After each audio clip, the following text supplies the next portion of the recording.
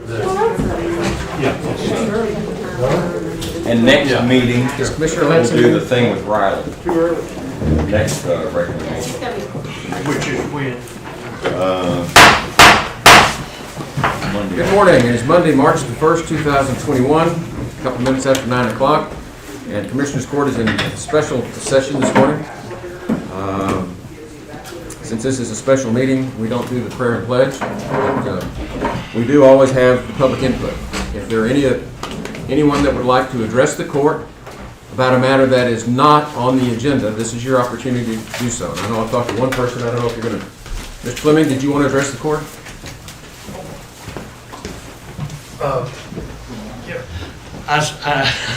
Give us your name. I and was address. looking, I'm sorry, W.L. Fleming, here representing the American Legion here in town, and like I say, that's a private club, and we got shut down again Friday, and we didn't get a citation. It was like a warning, and it said, there was only 3 words. It said people and manner, and I couldn't read the third word, and so I came here to, in an effort to try to get a better reading on what the laws are, what we're trying to adhere to in the bars. Like I say, the American Legion is a private club. We very rarely have 25, 30 people in there, and it's the same 25 or 30. It's not a rotation.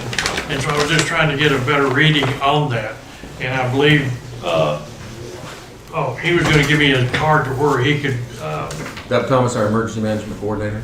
yes. Yes. And then you had said that if we were below 50%, we could open up. This is input. I hate to be technical with Mr. Fleming. We Okay. cannot respond to anything that you say.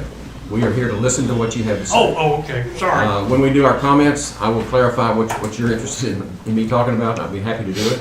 But at this point, I cannot respond to your input. Okay, I understand. Because it's not on Thank the you for your agenda. time. That's not on the agenda, that's right. Thanks. We can say there's lots of information on our county website. Yes, we can. All the information you need. But that's all I'm gonna say. TABC website as well gives some good information for bars. Okay. Okay. Thank you for your time. Thank you, Mr. Fleming. Thank you. So this would be the opportunity for commissioners' comments. Where are you going to start? We're ready to start on the agenda, I know that. I say we're going to start with comments. 1, 2, 3, or Two. Two. Okay. Precinct 2, like everybody else, had a really difficult time during the freeze, and Center Point had a particular hard time. I think probably other areas did too, because they have water distributed by Aqua Texas and some other entities, Woodinfield and others. And when they lose power and only have it on for an hour at a time, and I know everybody's trying to do everything they can, but all I would say is in the future, see if there's anything on the water utilities that is part of the grid and part of the substations and all. If that can be considered, I think would help a lot. The other thing is, got a lot of illegal aliens coming in, and I think they're going to affect Precinct 2 and a lot of other parts of Kerr County. And I just want to say, watch out. That's it. Okay. 3. Don't have much. I mean, the precinct 3 was like the rest of the county, not near as much as precinct 4, but we were impacted by the storm. And the other comment is, I think most of the court knows I will be leaving about 9:45 today. That's it. That's for a short term you'll be leaving. Yeah, for sure. I'll be back. Not I today. think everything I have to cover will be covered shortly Okay. on precinct 4. Okay. Precinct 1. Well, I'm concerned about these bar closings over the weekend. There seem to be some wires crossed, and I started getting calls Friday night and text messages and emails all weekend long. We had somebody sweep through from the TABC that told folks, finish your beer and get out. And this happened in Ingram, it happened in Kerrville, it happened all around the county. And I went back through and talked to our Public relations officer said, is there something happening I don't know about? Nope. Asked our Kerr County Emergency Management Director. Nope. We only have about 8 people in the hospital here locally that have the virus, and that's what this is based on. This is basically somebody coming through from the Texas Alcoholic Beverage Commission. Witnesses saying that they told them to get out, and so they're closing down these businesses. And my concern is that this is always has never made any sense. It's always been discriminatory. This is another example of it. The governor's unconstitutional executive order. And I'm no legal scholar, but I can recognize when somebody's being discriminated against. It doesn't take much of a brain for that. Kids can see it. So they run these customers out of these places based on the idea that we are overloaded at our local hospital, I was told originally. Now they say it's expanded to our district. And that's discriminatory also, because what we have going on here is not the same as what's going on in this entire medical district or whatever zoning they have, region. So if you get 50% of your revenue from alcohol sales, everything's fine and hunky-dory in your place.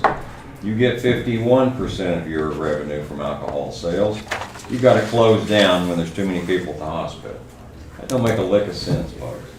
And so that's what's been going on. They ran people out of bars this weekend. It's coming home to, and apparently they are misinformed about how the formula works. It's a little too complicated. And it all goes back to the governor's executive order. So there's not something magical that happens. I mean, beer or a cocktail is not the kryptonite for your mask. If you got your mask in that bar, it ought to be the same as when you got it on at the H-E-B store. This is discriminatory against the mom and pop operations, and it's time that we visit this topic in Kerr County for us and forget about what the rest of the state wants to do. Our legislature needs to take this up, and these executive orders need to have a limit on them, just like the judge. The judge can issue an emergency order, but it has to be confirmed by the entire court within 7 days. That's a good system. We don't have that in the state of Texas. And you need to call your representative, your state senator, and say, we need to stop this. We need to have a limit on it so the legislature has to approve it. Right now, this has shut down businesses, and wrongly so, based on a false pretext. These businesses are still shut down. They don't know what to do. You've got people out here enforcing the law that don't know what the law is. It's too complicated. It's a mathematical equation that apparently they can't figure up at TABC. And now you got people standing around here wondering whether they can be open today or tonight or whenever bars are. I don't go to bars, but bars are an important part. And I think more good ideas have come out of bars than Congress ever. So put that on the record. And I'm angry about it, and I have not stopped my pursuit of getting this resolved. This is a bunch of nonsense. Good. I agree, we need to look at that hard. Very good. Talk with the sheriff and chief Talk deputy. to the governor. Did you even know they were coming? No, sir. Okay, that's commissioners' comments. We'll move on with the agenda. All right. Trying to keep us going this morning. We're going to take 1.1 and pass it temporarily. It's an important issue for us to deal with today, but it's not the number one thing we're going to deal with. Let's move on to item number 2, which is to consider, discuss, and take appropriate action regarding the update, facility use, and other matters related to the severe winter weather disaster. And I have Deb Thomas to do that, but I've asked, we have Bob Loaf here from Fredericksburg, Central Texas Electric Co-op. We still got over 1,200 meters that are not hooked up in West Kerr County. I believe that number's something like that, isn't it? Not anymore. Not anymore? Well, Yes, sir. We're here to hear your status report. Well, it's a really good one, in my opinion.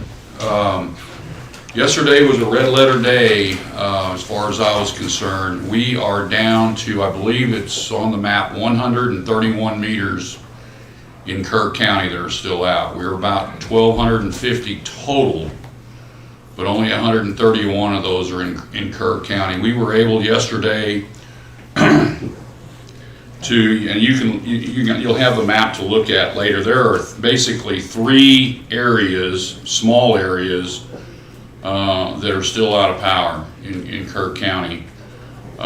We were able to do a lot of good yesterday.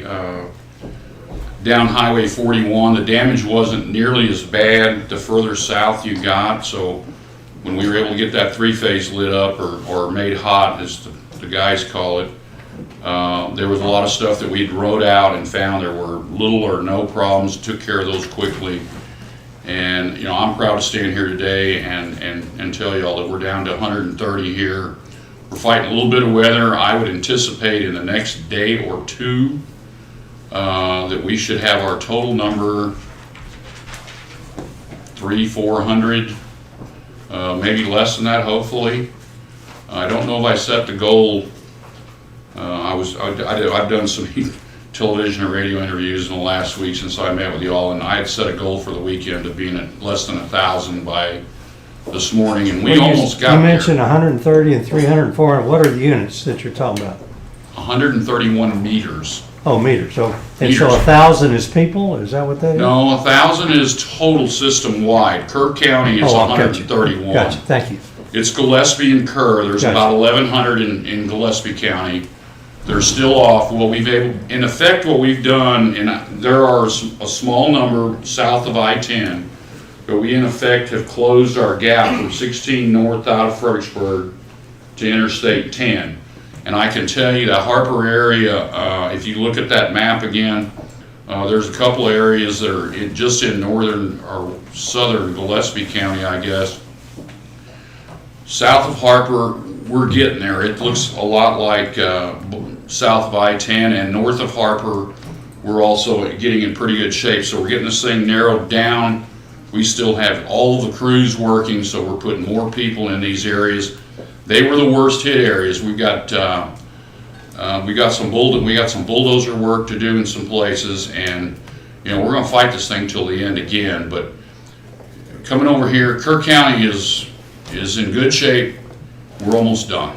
That's really the essence of the report. Somebody last week here asked the question that said that they lived on the Gulf Coast, and whenever there were hurricanes, they bring in thousands of crews from all over the nation.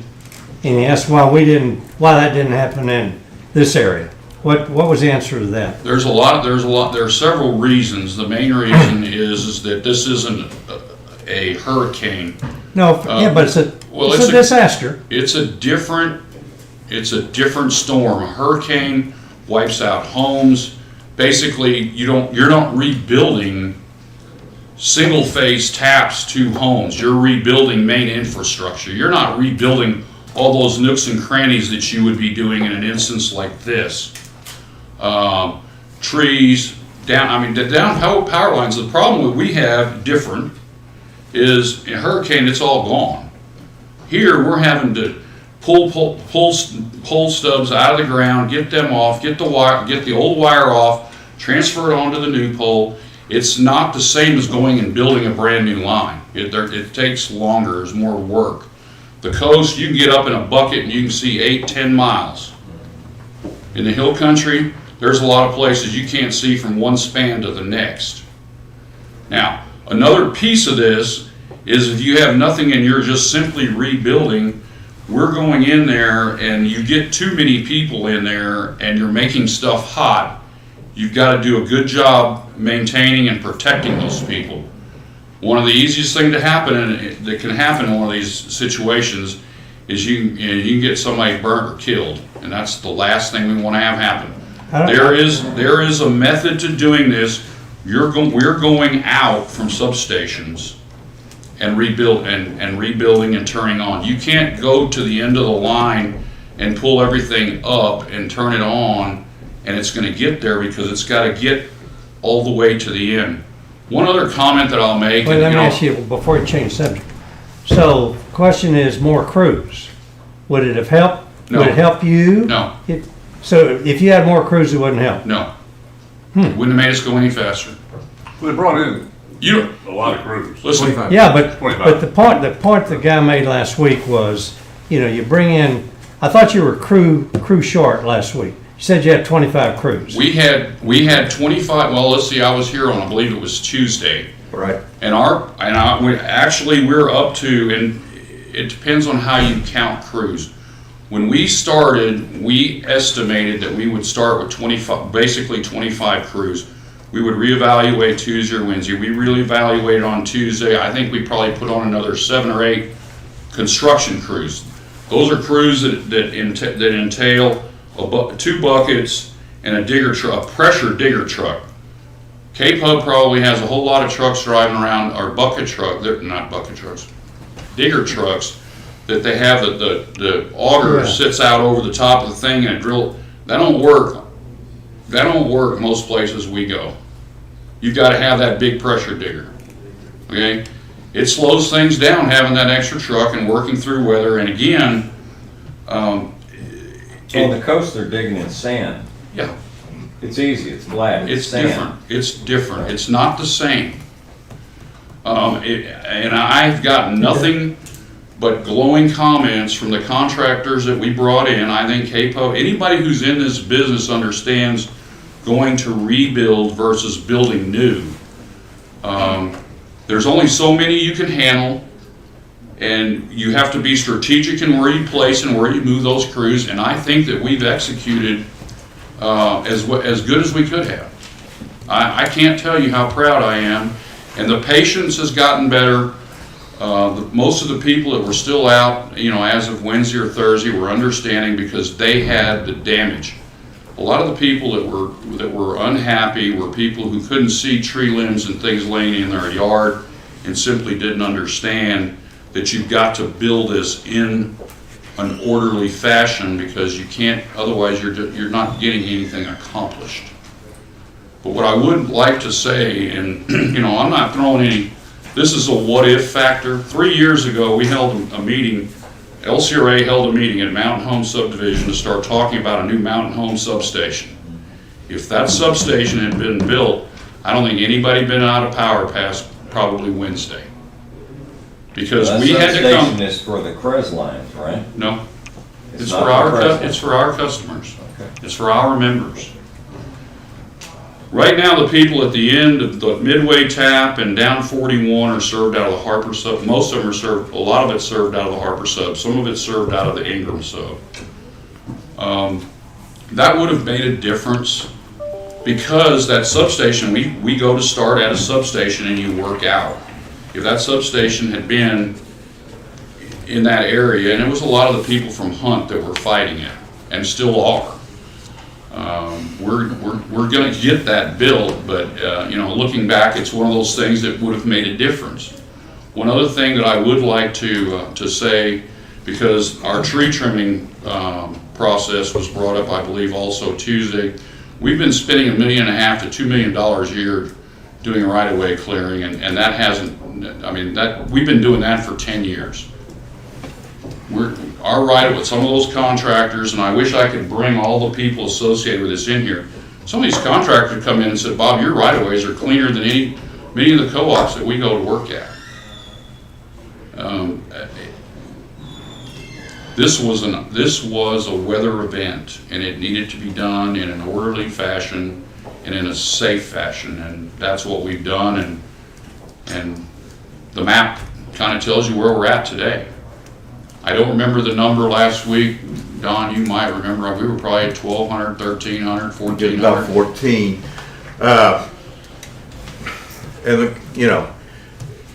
It's still a hard sell for people who've been without for 2.5 weeks when they see hurricanes wipe stuff out and bam.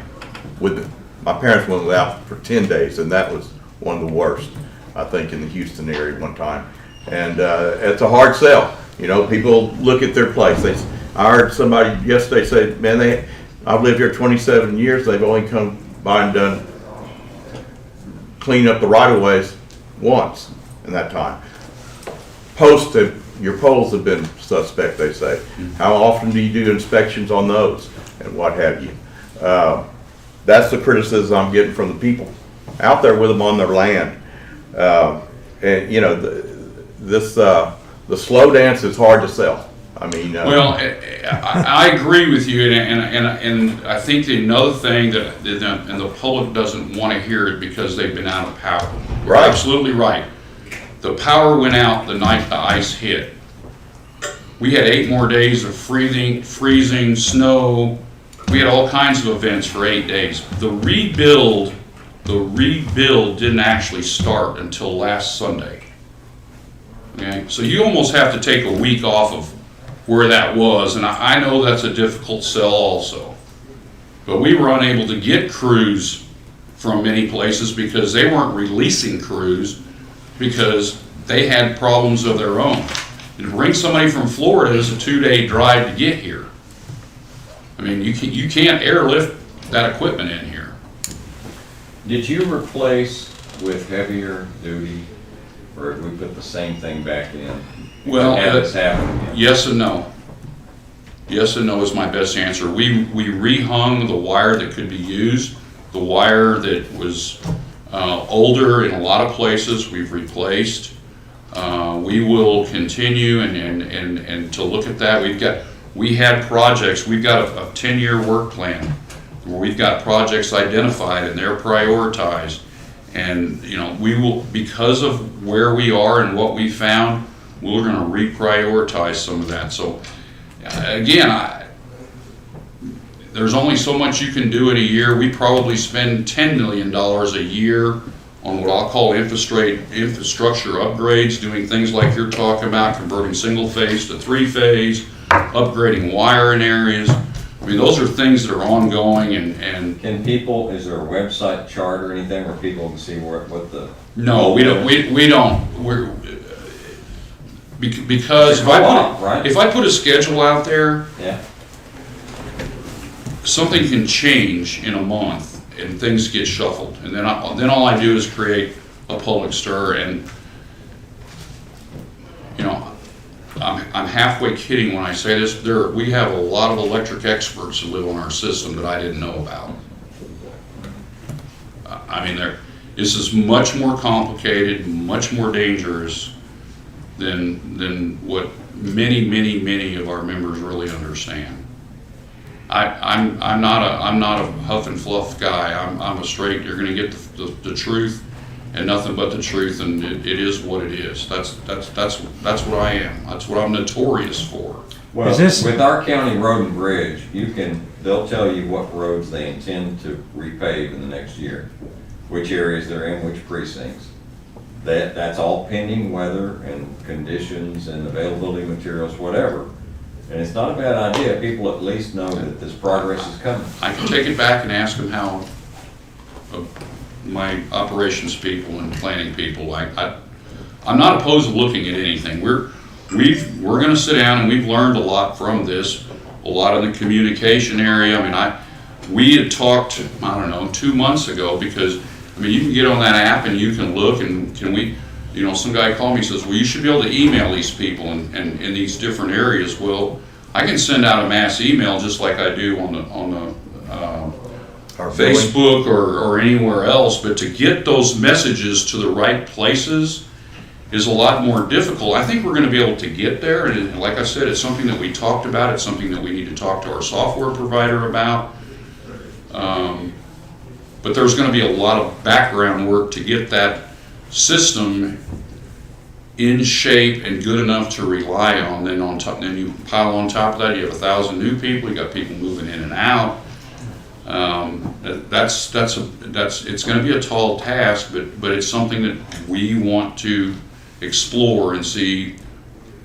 We're going to get better. I'm not going to apologize for the job that we did. We are looking for ways to improve every day. This storm did not cause that to happen. We're doing that daily.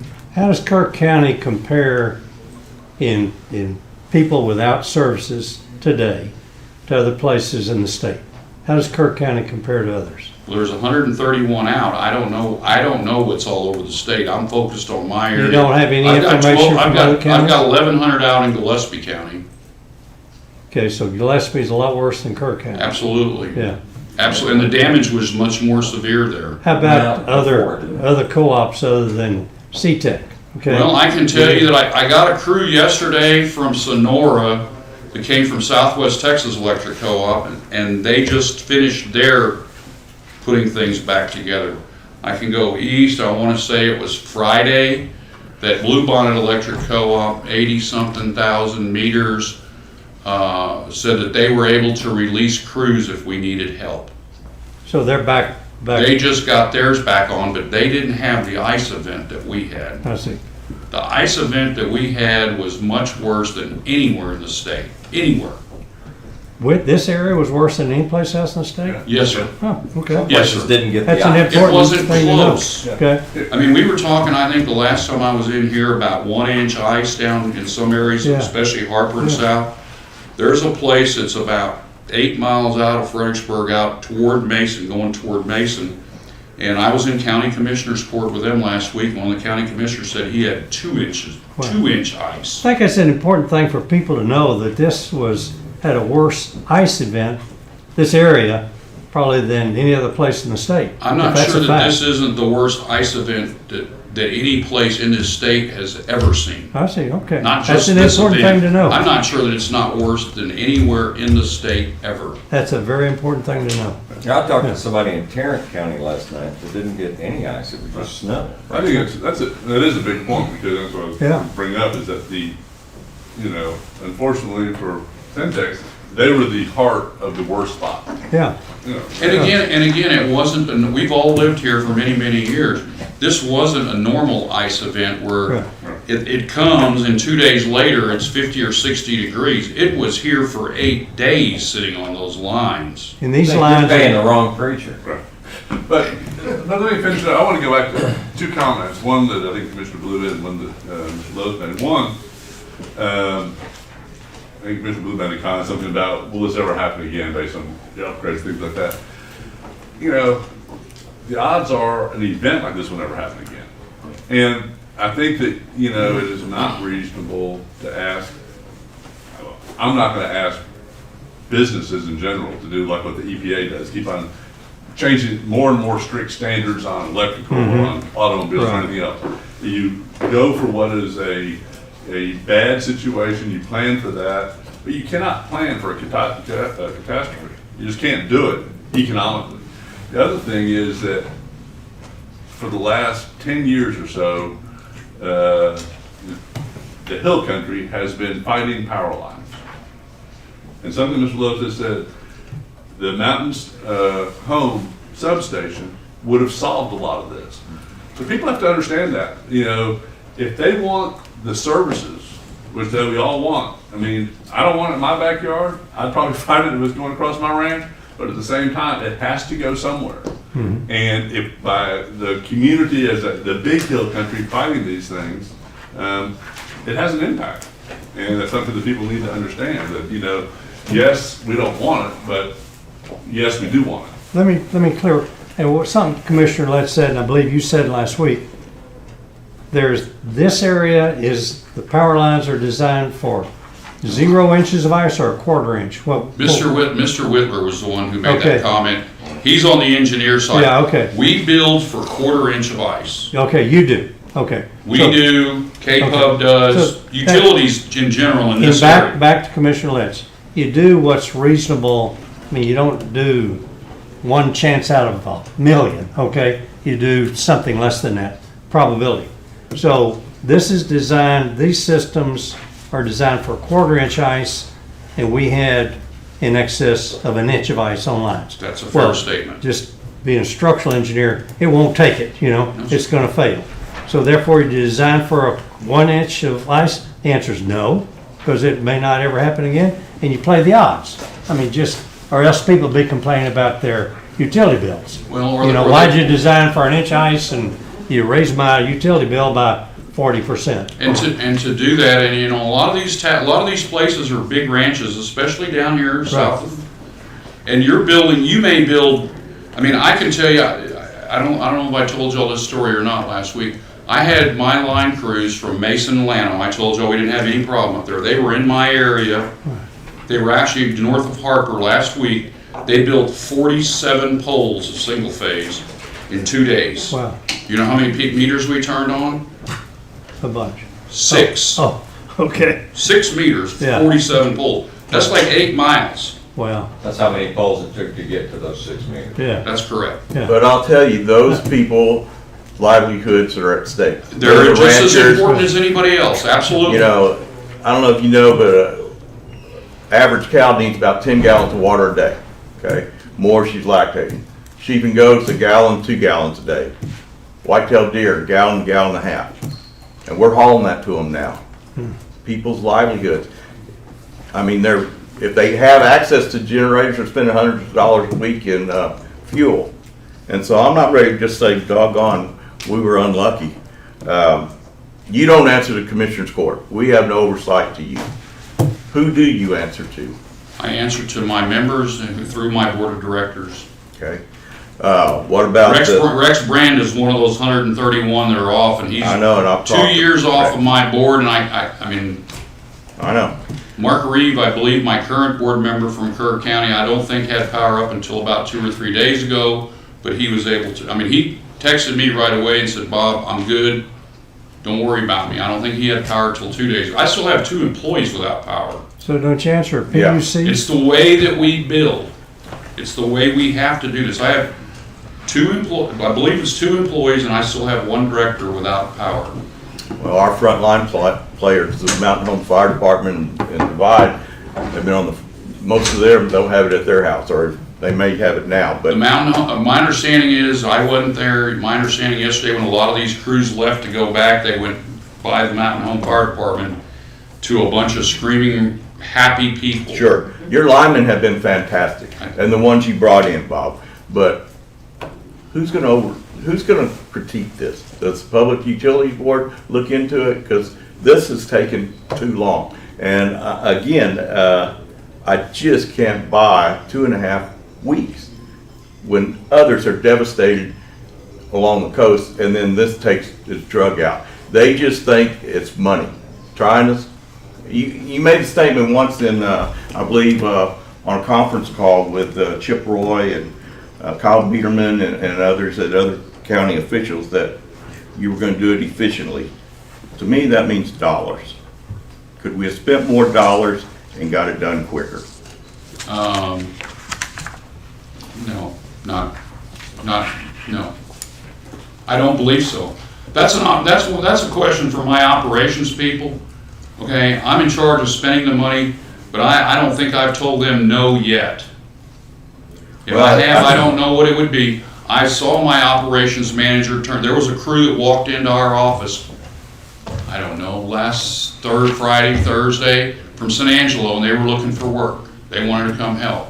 My operations manager, I watched him tell him, we are full up right now, we've got all we can say grace over. Maybe when this is over with, because we're gonna have to be back out at all these properties again, not all of them, the ones where the damage was, because there's broken poles that are laying in people's pastures, we're gonna have to go do cleanup on.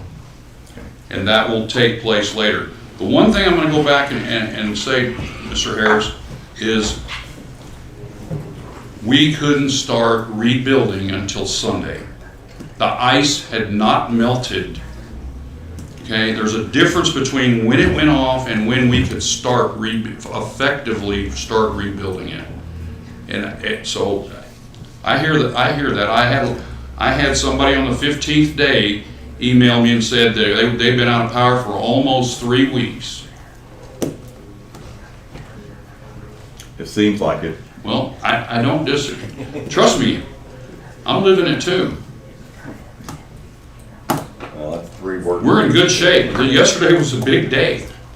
Yeah. We're getting to the end of this. Now we can find all the broken pipes and busted pumps and everything else. So, you know, that cattle watering to livestock and wildlife, and it's going to continue a little bit longer. And it's show season. Yeah, yeah. Mr. Long, Yes, sir. the question that I've been asked probably the most is, why didn't we have a convoy of crews coming in here to help us? Without a doubt. And with the convoys of crews Coming where? here, remember when we had Hurricane Harvey? And we had all that news coverage, and you saw just convoys of trucks, crews headed to the coast. people are asking me, why didn't that happen here? This is such a historic event, which it is. Historic ice storm, worst ice storm I've seen in my lifetime, and I'm an old guy, okay? So, and we were approved for public assistance, as I understand it, right, Doug? For emergency protection measures, yes, sir. So we've got funds available, and I understand where Commissioner Harris is coming from. Money should have been no object here. So, when you say that these additional crews would not have helped the situation, can you explain that so that the public understands why? I've only got so many people to send those people to places where they've never been, and a lot of places you drive 10 or 15 miles on the interstate, you drive 20 miles on a state highway or a county highway, and then you drive 5 miles on a county highway, and then you go through 4 lock gates. They don't know where they're going unless someone's taking them. Man, I know a lot of landowners. There is only so much that can be done. There's only so many people that you can use and get anything done. Otherwise, and it doesn't. I'd agree with you on the money thing. We haven't not done anything to save any money. That's just not. That's not accurate. Well, and the people need to hear that. That's why I'm asking you, Mr. Gold. I'm not here to throw rocks at you. I know you're not. 131 connections, if that's all we're down right now, hats off to you. That's good news. That's great news. I still, my heart goes out to the 131, but it is what it is. Hopefully they're all gonna be back on today. I can't stand here and promise that because I don't know where each one of those smaller areas is at, but it wouldn't surprise me, but it should be today or tomorrow at worst. And that seems to be helping people knowing, now again, like I mentioned, we can get more focused on giving better timelines than we could a week ago. We're able to do that now. I got here I went to work this morning, made sure there wasn't anything falling down, and got on the road to get over here.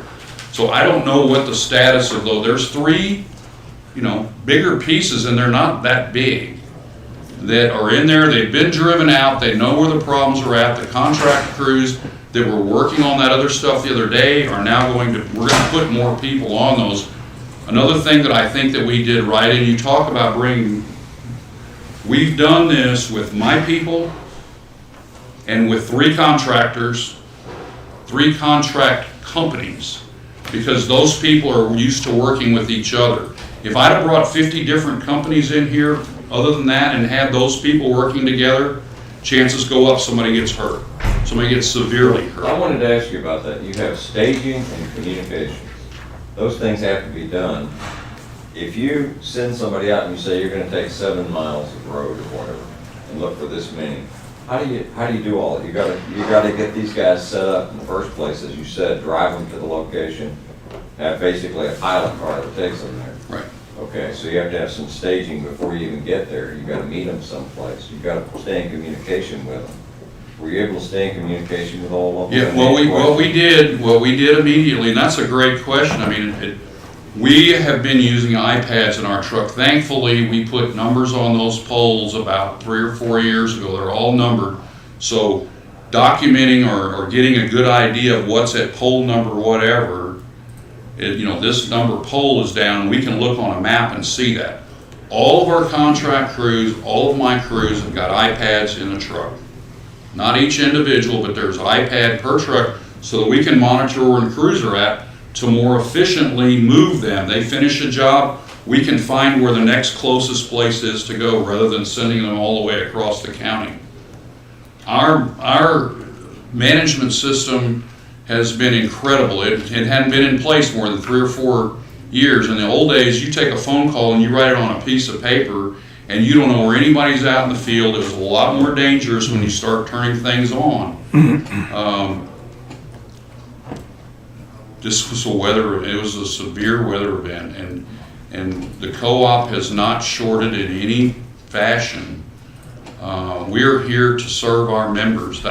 We're not an investor-owned utility. The directors don't get bonuses if we meet financial things. We're here to make enough money to keep our bankers happy. We've got $100 million we probably have $120 or $30 million worth of debt now. So you've got to show that you can be financially feasible. I can touch on that remark also. No, I'd rather you didn't on that, because Okay. we're not really here to talk about the finances. What we're here, this is your opportunity on YouTube to explain to the public why it's taken 2.5 weeks for them to get their power back. I'm gonna address the 2.5 weeks again. I think it's taken us a little more than a week so far, since we were able to start That's fair. putting That's fair. lines in the air. That 1 week. Oh, that first week, that ice was still on those lines. It was too heavy. I accept that. Okay.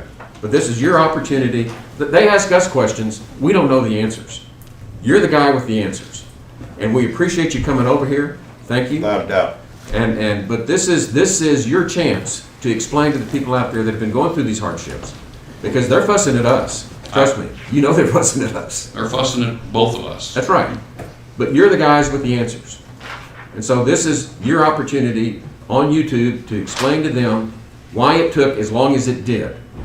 And the optic that I have to deal with the most is people saying, where were all the trucks, the crews coming in to help us? Why didn't the governor send them? Well, my understanding is we didn't ask for them.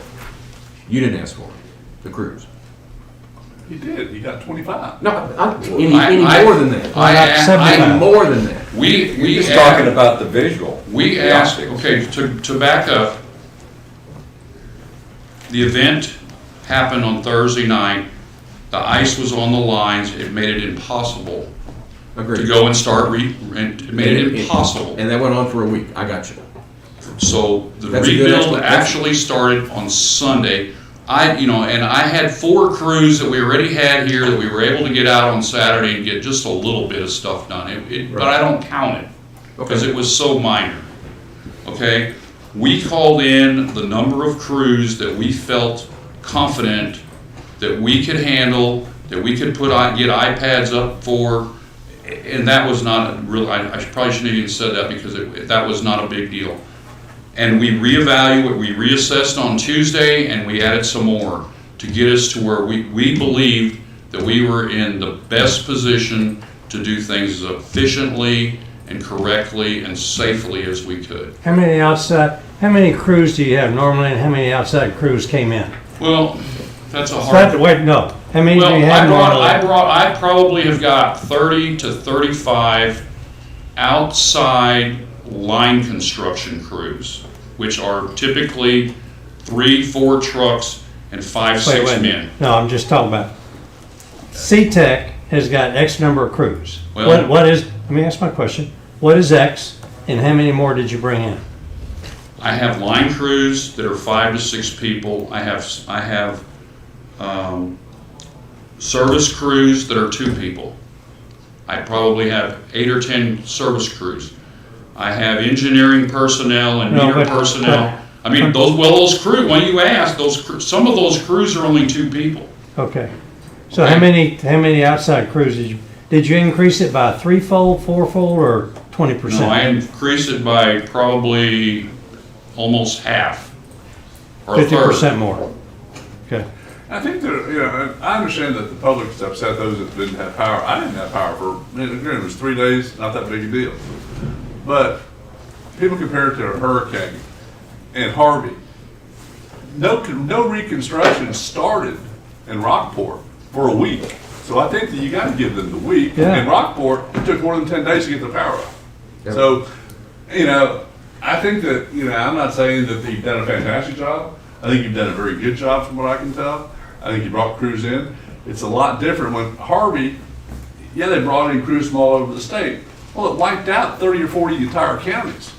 This wiped out a quarter of Kerr County, basically a quarter of it, or half of it. It's still hard to argue when you drive through town at night, middle of the night, and there's no lineman trucks and all these hotels and stuff in Kerrville. That was a hard sell.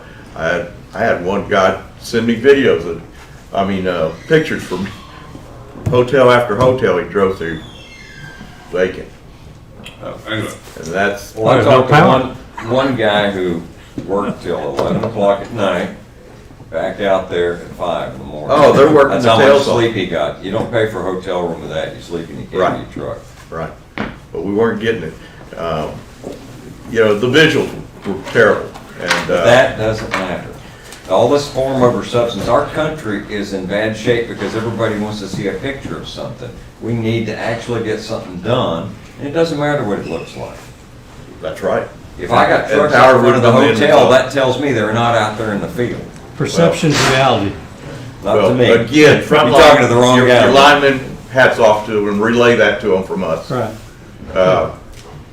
But, you know, They're not the only, optics are they're not not, the only ones that deserve credit, but Yeah. thank you. well, they're the front line guys, and we appreciate them.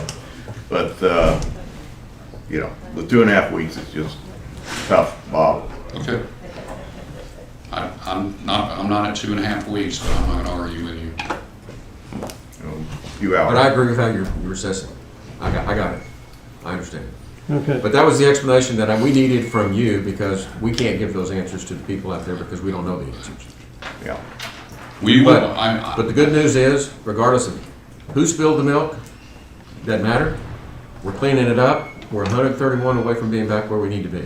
in Kerr County, yes, And sir. thank You you. got about 90% on the last couple days, Thank you. I would say. And a lot of that was because of this, how far south, and they were at the end of that substation. If there had been a substation there and they'd have been closer to it, it would have happened a lot quicker. We understand. I'm trying to. Okay. I know these are difficult conversations, but thank you for coming over. Okay, and well, I'd answering our invite you, we will have our district meetings and we'll have a whole lot better update, and be able to go back and give a better timeline of the events and what we did and why we did it. I'll have more people. You know, I think I would like to go to that. It's in and June. learn, It's 'cause the I need first to 2 weeks learn of this. June. I don't have the date off the top of my Just- head when we're gonna be in Kerr Just let us County. know, and that's something that we'd certainly like to come and be supportive of. I want to make one other comment. I think it's what the judges said, what you said, is extremely important. What are lessons learned and how do we improve? It's not to go to the extreme, but what do we learn and how will we be better next time, if there is a next time? Key point. And Anybody being else? able to keep lines of communication like this open are vital. And again, I thank you Wow. Yes, for sir. being forthright with us. Okay, thank you. Thank Thank you. you. Okay, we're I'm still gonna on get back to work. 1.2. This was Dub's time, wasn't it? Yes, it was. You Are we want- done? Are we done? Thank you. You want him or you want Brian? Brian's here to kind of give an update as well from Mountain Home, what they've been through, and We'll let Brian go first. I'm not opposed to that. I'm glad I don't got that guy's job.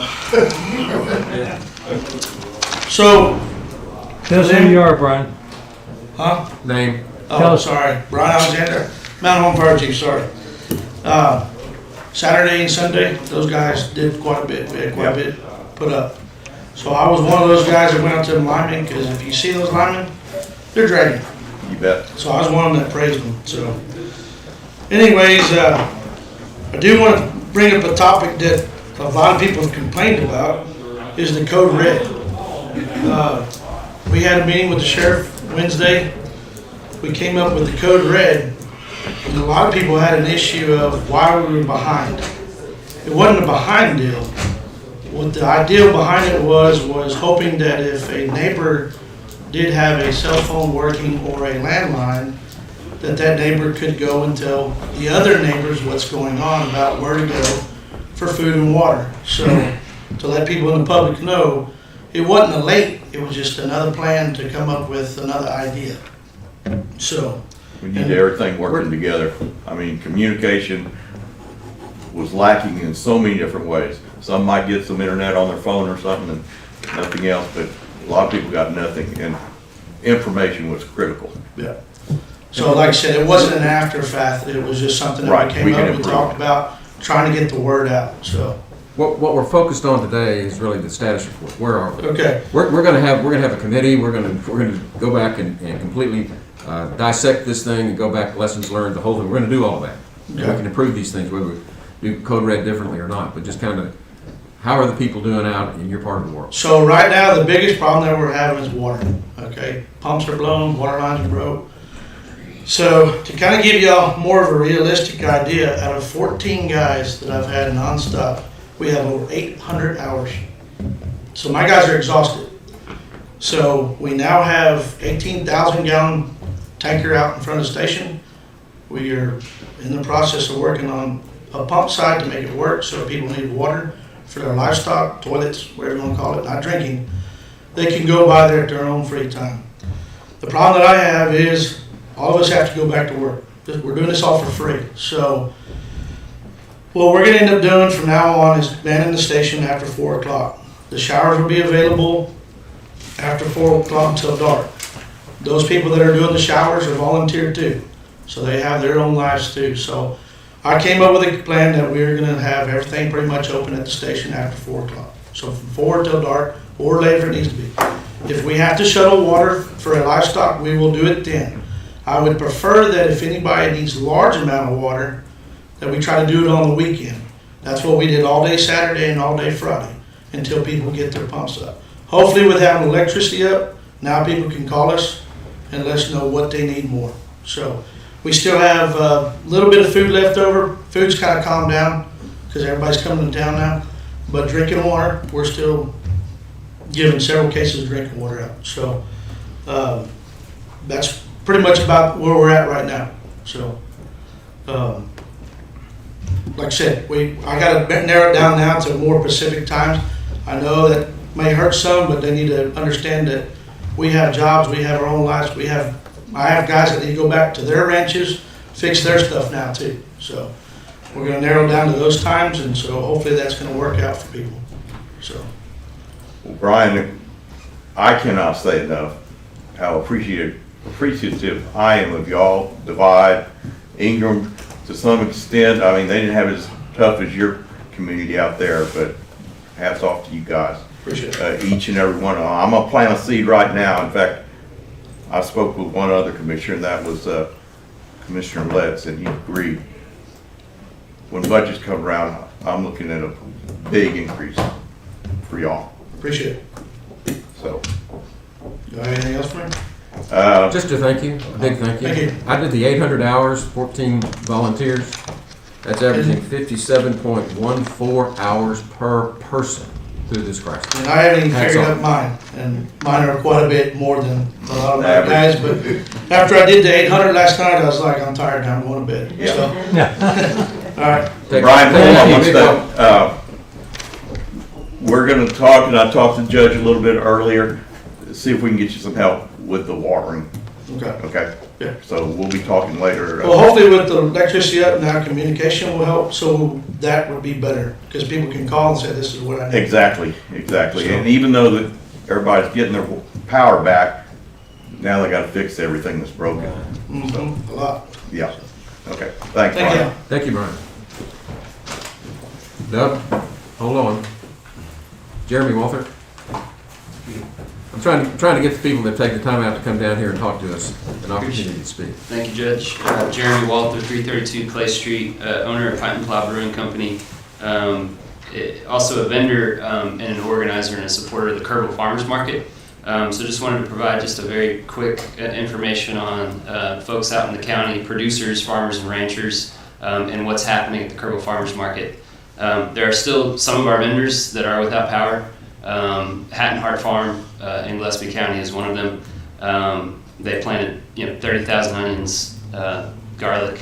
They have baby chickens, and so they're scrambling to kind of keep their business going. And so the Kerr Farmers Market is reopening this Friday. We'll be reopening. That'll be the first time that we're open to the public as a public event. One of the things that the farmers market did to continue to support our local producers and producers, ranchers, and farmers when the pandemic hit was to continue the connection between producers and consumers by sending the market to an online format.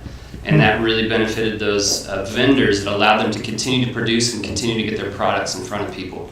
And so now, as the pandemic appears to be loosening up, we have the ability to reopen to the public. So Fridays, every Friday through for March, from 4 to 6 p.m. at the A.C. Schreiner Mansion on Water Street.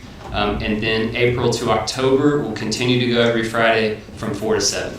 And so for those out in the public who are looking to support their farmers and their ranchers in a meaningful way, doing the best they can, go to the farmers market, buy their goods, and continue to support those vendors.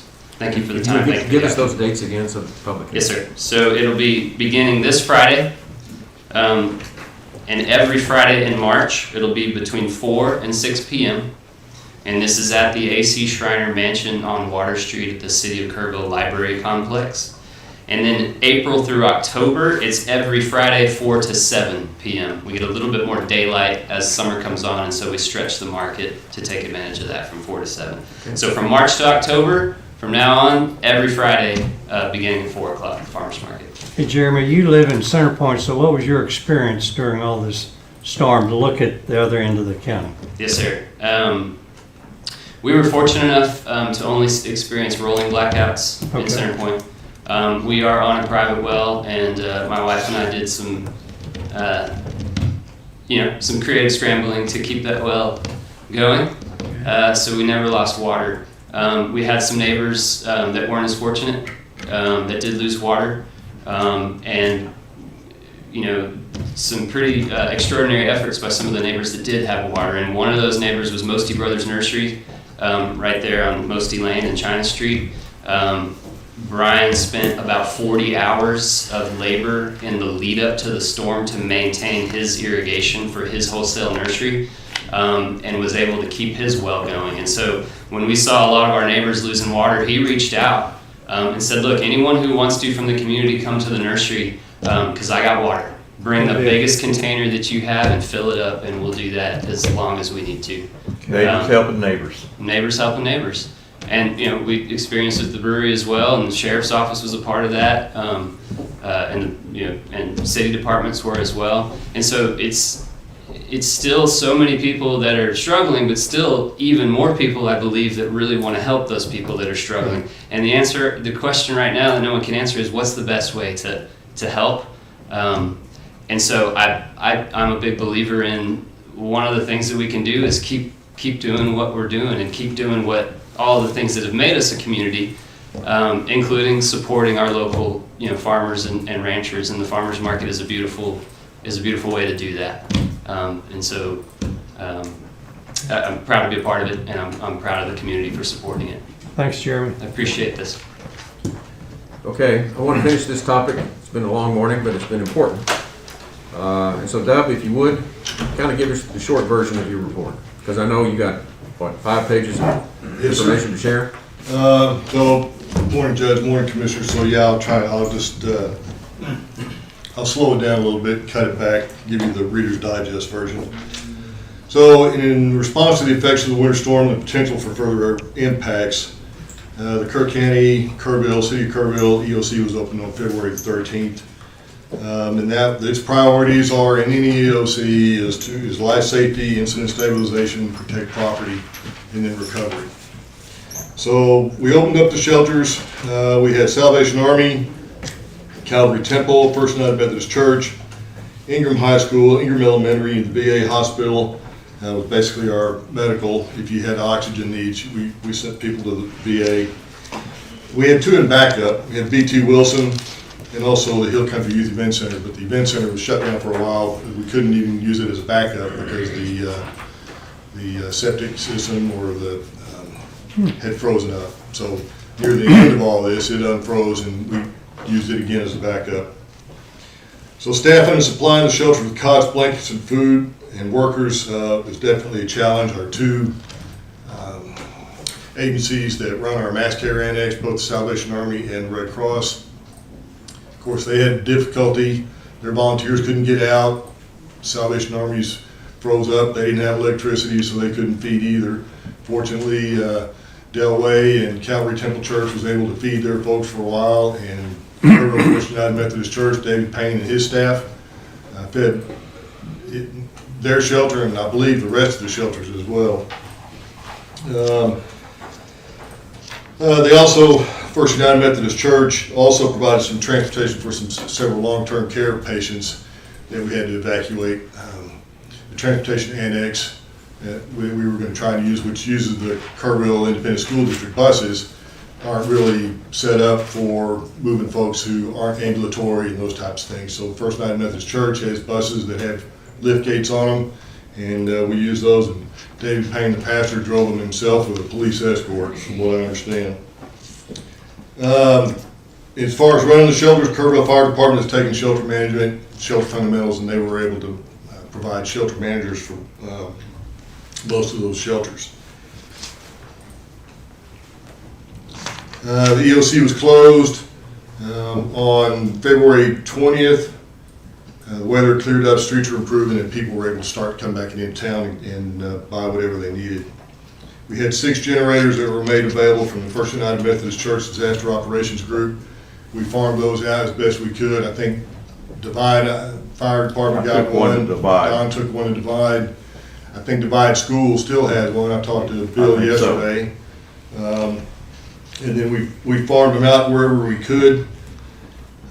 Special needs pediatric facility. I got a call from Junction Emergency Management Coordinator that we have a pediatric special needs facility on I-10 479, and they have several children there that are on ventilators, and they were about to run out of gas for their generator. I got a hold of Brian, and he volunteered to take some gas out there, even though they were running pretty short on gas themselves. And by the way, a lot of people have reached out to me, what can we do? One man called me, he's at Costco, he said, can I load up on water and take to the Mountain Home Fire Department? I said, you know what, send them some money for fuel, and they'll still take that. That's where it was running low. We got water, bottled water, MREs, but they needed money, and it still do. Anybody listening? And you can donate it at their website or send a check in to their address, which is posted on their website. That's right. Brian will be leaving here in just a minute. You can catch him as he walks out the door. He'll take a check. Well, I gave him one myself. Also, I had placed a star request at the beginning of this event for 20 pallets of water. Still have not received that yet. I placed another order for 10 pallets of water and 8 pallets of cleanup kits with the American Red Cross. We received 4 of those. We received cleanup kits and 4 pallets of water were delivered on Saturday, February the 27th. Last Monday, we got a push pack from the state of Texas. They sent out push packs to all 254 counties. There's 38 pallets of MREs, about 15 pallets of water. And we have since farmed those out to the volunteer fire departments to use them as pods. They know where that food and water needs to go, and it's easier for people to come to those departments when they live out in the remote edges of the county. It's easier for them to come into the volunteer fire department to get it. Texas Bad, so I did contact, trying to help Brian out with the water issues for the West Kerr County. I contacted Texas Animal Health Commission, and they directed me to Texas AgriLife to try and get some livestock watering crews. But in my conversation with Brian, that was going to be just as difficult as if they were doing it on their own, because like he said, they're going to have to send a fireman with them because these folks aren't going to know where to go. So we did wind up getting them an 18,000 gallon frac truck that was delivered this past Saturday, and we're trying to get a pump for that today so that folks can access that water. I'm also looking at getting some more generators. Maybe we can get some for some of the larger ranches around there that are out in the remote edges, and folks can go to their neighbors and get water if they need to. I was on the phone just prior to this meeting, and the state operations center called me and asked me if I still needed those 5 generators, and I said, yeah, I'll still take them. Gas, diesel, or propane. We can always send them back. No, yeah, I can always send them back. The Texas Baptist men delivered a shower truck to Mountain Home Volunteer Fire Department over the weekend. Showers are also available at the Croc Center. If you can't make it to the Volunteer Fire Department, the Croc Center will let folks come in there and take a shower. The code red issue that we sent for the sheltering, that is an issue. Code red didn't fail, but the delivery system did. Phone lines down. Cell tower's not working, so that's something we're gonna have to figure out. There's always, the biggest thing anytime you have disaster, there's always one common problem, that's communications. It never fails. That's always the biggest problem. As far as recovery goes, I've been in contact with utilities, Aqua Texas Southwest, and I was getting status updates from them daily. all of their systems are back up and working, and all of the boil notices are gone. MREs and water are still available for the VFDs. I've still got some at the Youth Event Center, and I've still got those 20 pallets of water coming. I'm not going to turn them away if they show up. But as of yesterday, we had 11 full pallets and 1 partial pallet of MREs, and those are 48 cases of the pallet, 12 meals of the case, and there's 9 pallets of water.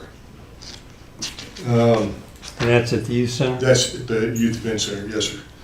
And so the volunteer fire department, so let me know when they're gonna go pick some up, and I call Jake and we'll make sure that we've got the forklift available, somebody there to load it up for them, or we'll take it to them. We've done that as well.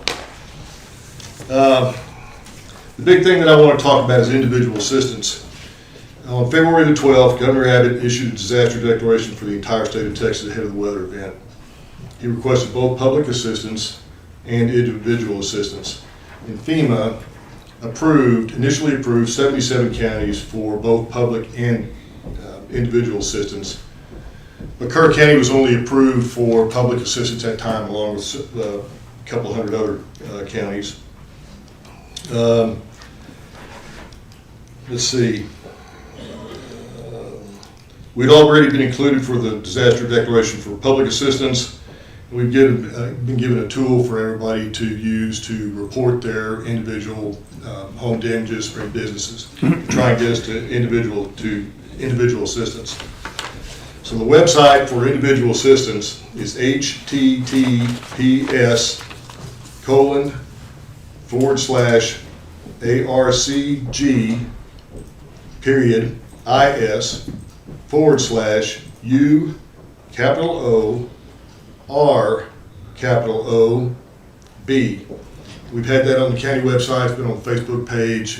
It's been published in several places. So that information is going to be extremely important for Kerr County residents to get individual assistance from FEMA.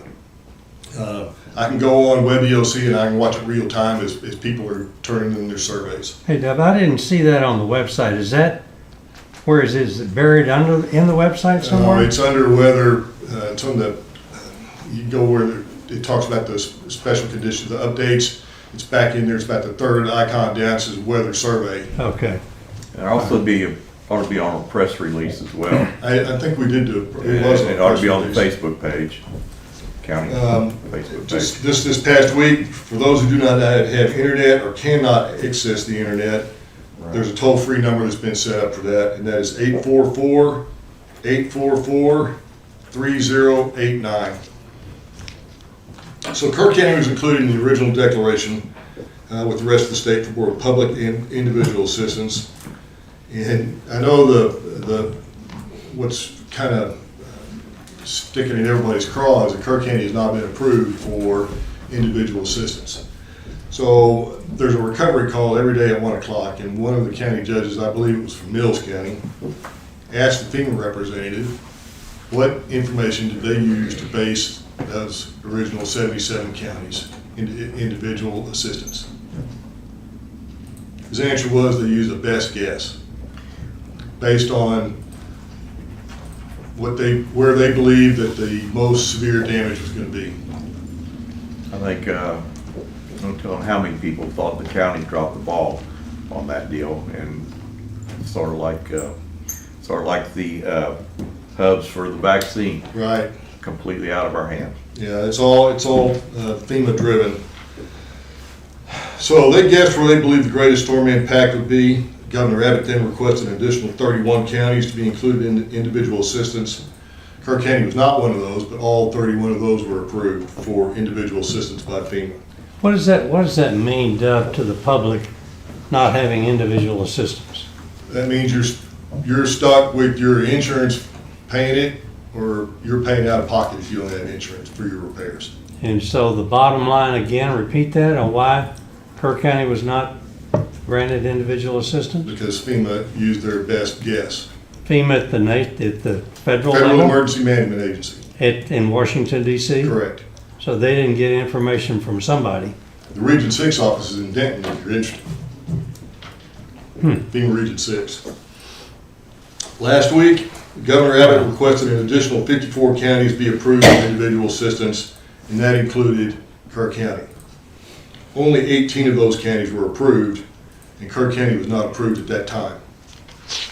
So the best thing that we can do at this time is everybody still needs to continue to complete those individual surveys. I don't care how much damage you had. If it's on your side of the water meter, report that damage.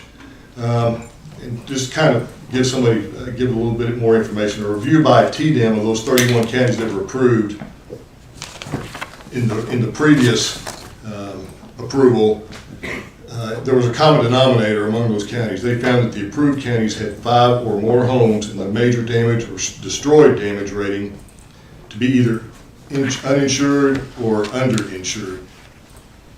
So this all that information comes from the individual assistance survey. When you go in there, you have to put in what your insurance is, what your deductible is, and some other information. So no one at FEMA confirmed that that was the criteria, but that was just an assumption by TDEM.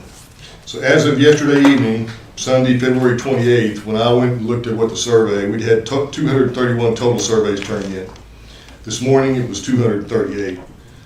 We had 0 people claiming destroyed. Major damage was 69, minor is 55, affected 19, and minimal was 88. Now I can go back in and I can look at some of that. There's a portal where I can look at the data on who's claimed what, but as far as underinsured and uninsured, I just haven't had a chance to get in there and take a look at that. I got the links for that over the weekend. Let me just ask a question. Yes, sir. I think it's important that the public understand that these determinations for individual assistance, these FEMA determinations, those are federal government determinations. Yes, right? sir. And the stuff that is TDEM, that's state. That's correct. And the governor's order is state. Correct. And there's not anything that we can do at the county level other than ask. And we beat the door down, right? Yes, sir. And when we look at these damage surveys that you're talking about here, where people go online and report their damage, what's being reported right now doesn't look too severe if you're sitting in Washington or Austin, does it? No, sir. So, if there's damage out there, folks, you got to report it. You got to get it on that survey because that's what's going to be reviewed by the state or the federal government. Just telling us is not going to do it. That's why that we've got that website for them to be able to report that damage. Correct. And it's not just your home, your business as well. You can report your business damages in there as well. I also have a flow chart that for Let me ask one individuals. other question. Just go back to what Don's experienced in some of the ranches, you know. So from an individual rancher, okay, if they've lost animals, cattle, Sure, there's agricultural crops, all that kind of stuff is important to report to that. Yeah, they need to get in touch with, we put that information out last week, is AgriLife or. No, but still, no, keep it simple. You just go to the website as an individual and file it, correct? No, you can't put that in there. This is for Oh. private, your primary Okay. residence or your Okay, business. that's the reason I asked the question, okay. But we did post stuff for that help. It's included in the same Yes, press release. it is. Okay, Agriculture was a little different. Agriculture Okay. is different. Okay, yes. thanks. So I'm going to try and access some of that information today, but one of the things that I'm particularly interested in, the first time that the portal was open one time and I got one document that showed 58 people, there's several folks who say that their home is destroyed or not destroyed, but major damage and it's unlivable. Well, my question is, how are they recovering? Where are they staying? How, you know, we've got to look after those folks and try and figure out what resources we have available for them so that they can get their recovery process going on. So we're taking a look at getting some of that data today as well. On the public assistance side, again, Kerr County's been approved for public assistance category B, which is emergency protective measures, basically shelter operations, security at an EOC, any emergency repairs that were made. We're working on that. I know Tanya's office has already done the request for public assistance and has already taken the training course. And we're just getting all this information coming in from the county entities, mainly the school districts, Road and Bridge, and Sheriff's Department, and those folks. We're getting that included into the disaster summary outline. So, and I can assure you that we're probably gonna, once all the utility damages come in, we're gonna be well over our threshold.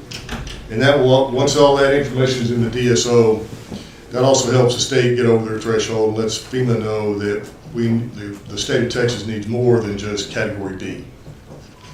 Then we need category A, debris removal, and then under permanent work, you've got category C, which is road and bridges, water control facilities is D, category E is public buildings and contents, F, public utilities, category G, parks, recreation, and other facilities. So I made a request for these damage-related costs to all of the utilities, Aquatech, Southwest Water, CTEC. They're working on them. That's a lot of information for them to put together. But we can update the DSO daily as those numbers come in, so it's not too difficult. I'm updating the DSO as they come in, so. Remind everybody what DSO stands for. Disaster summary outline. Okay. No, some of the stuff you talked about, were you even aware of that special needs group of kids prior to this? So you had to juggle a lot of balls there at one time. Yes, sir. And you've had surprises thrown at you, curveballs all along the way. So I just want to thank you. Well, I 'Cause it appreciate hasn't been easy. It's not easy to coordinate it. And, you know, you're kind of the epicenter of the whole thing, so thank you. I appreciate it. Thank you. Well, and I think I probably, Doug and I have talked to each other, I think, many times every day for the last 2 weeks. You getting sick of each other yet? No, but let me tell you, he's done an outstanding job, and he's always available to help with questions, and respond to what the people need to know. We've done the sheltering for Harvey. We had the floods 2 years ago, and now this. I've learned more about disaster finances than I cared to. I bet. I cared to. Crash course. Yeah, pretty much, yes, sir. But We have a sister city in Palacios, is it? What's the? San Patricio County. San Patricio. Yes. So did they ever call on us for anything, or did we call on them for anything during? No, they didn't call for us this year. Because that works on any kind of disaster, right? Not No, just for when we had them, to evacuate. no, our agreement was for a major hurricane, category 3 and above. Okay. Okay, it's been a long morning. We spent almost an hour and a half on this topic today, which needed to be done. Let's take a 5-minute break and we'll come back and try to get back on track. Thank you, Doug. Yes, sir.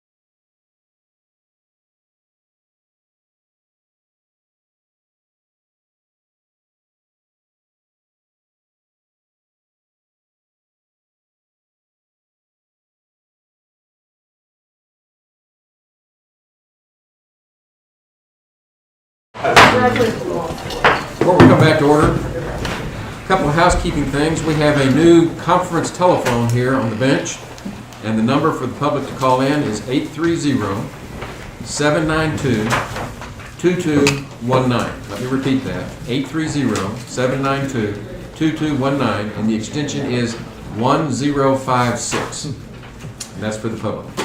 I'll ask you about BR 549. Okay, the next thing we're going to do on the agenda is we're going to go to the timed items.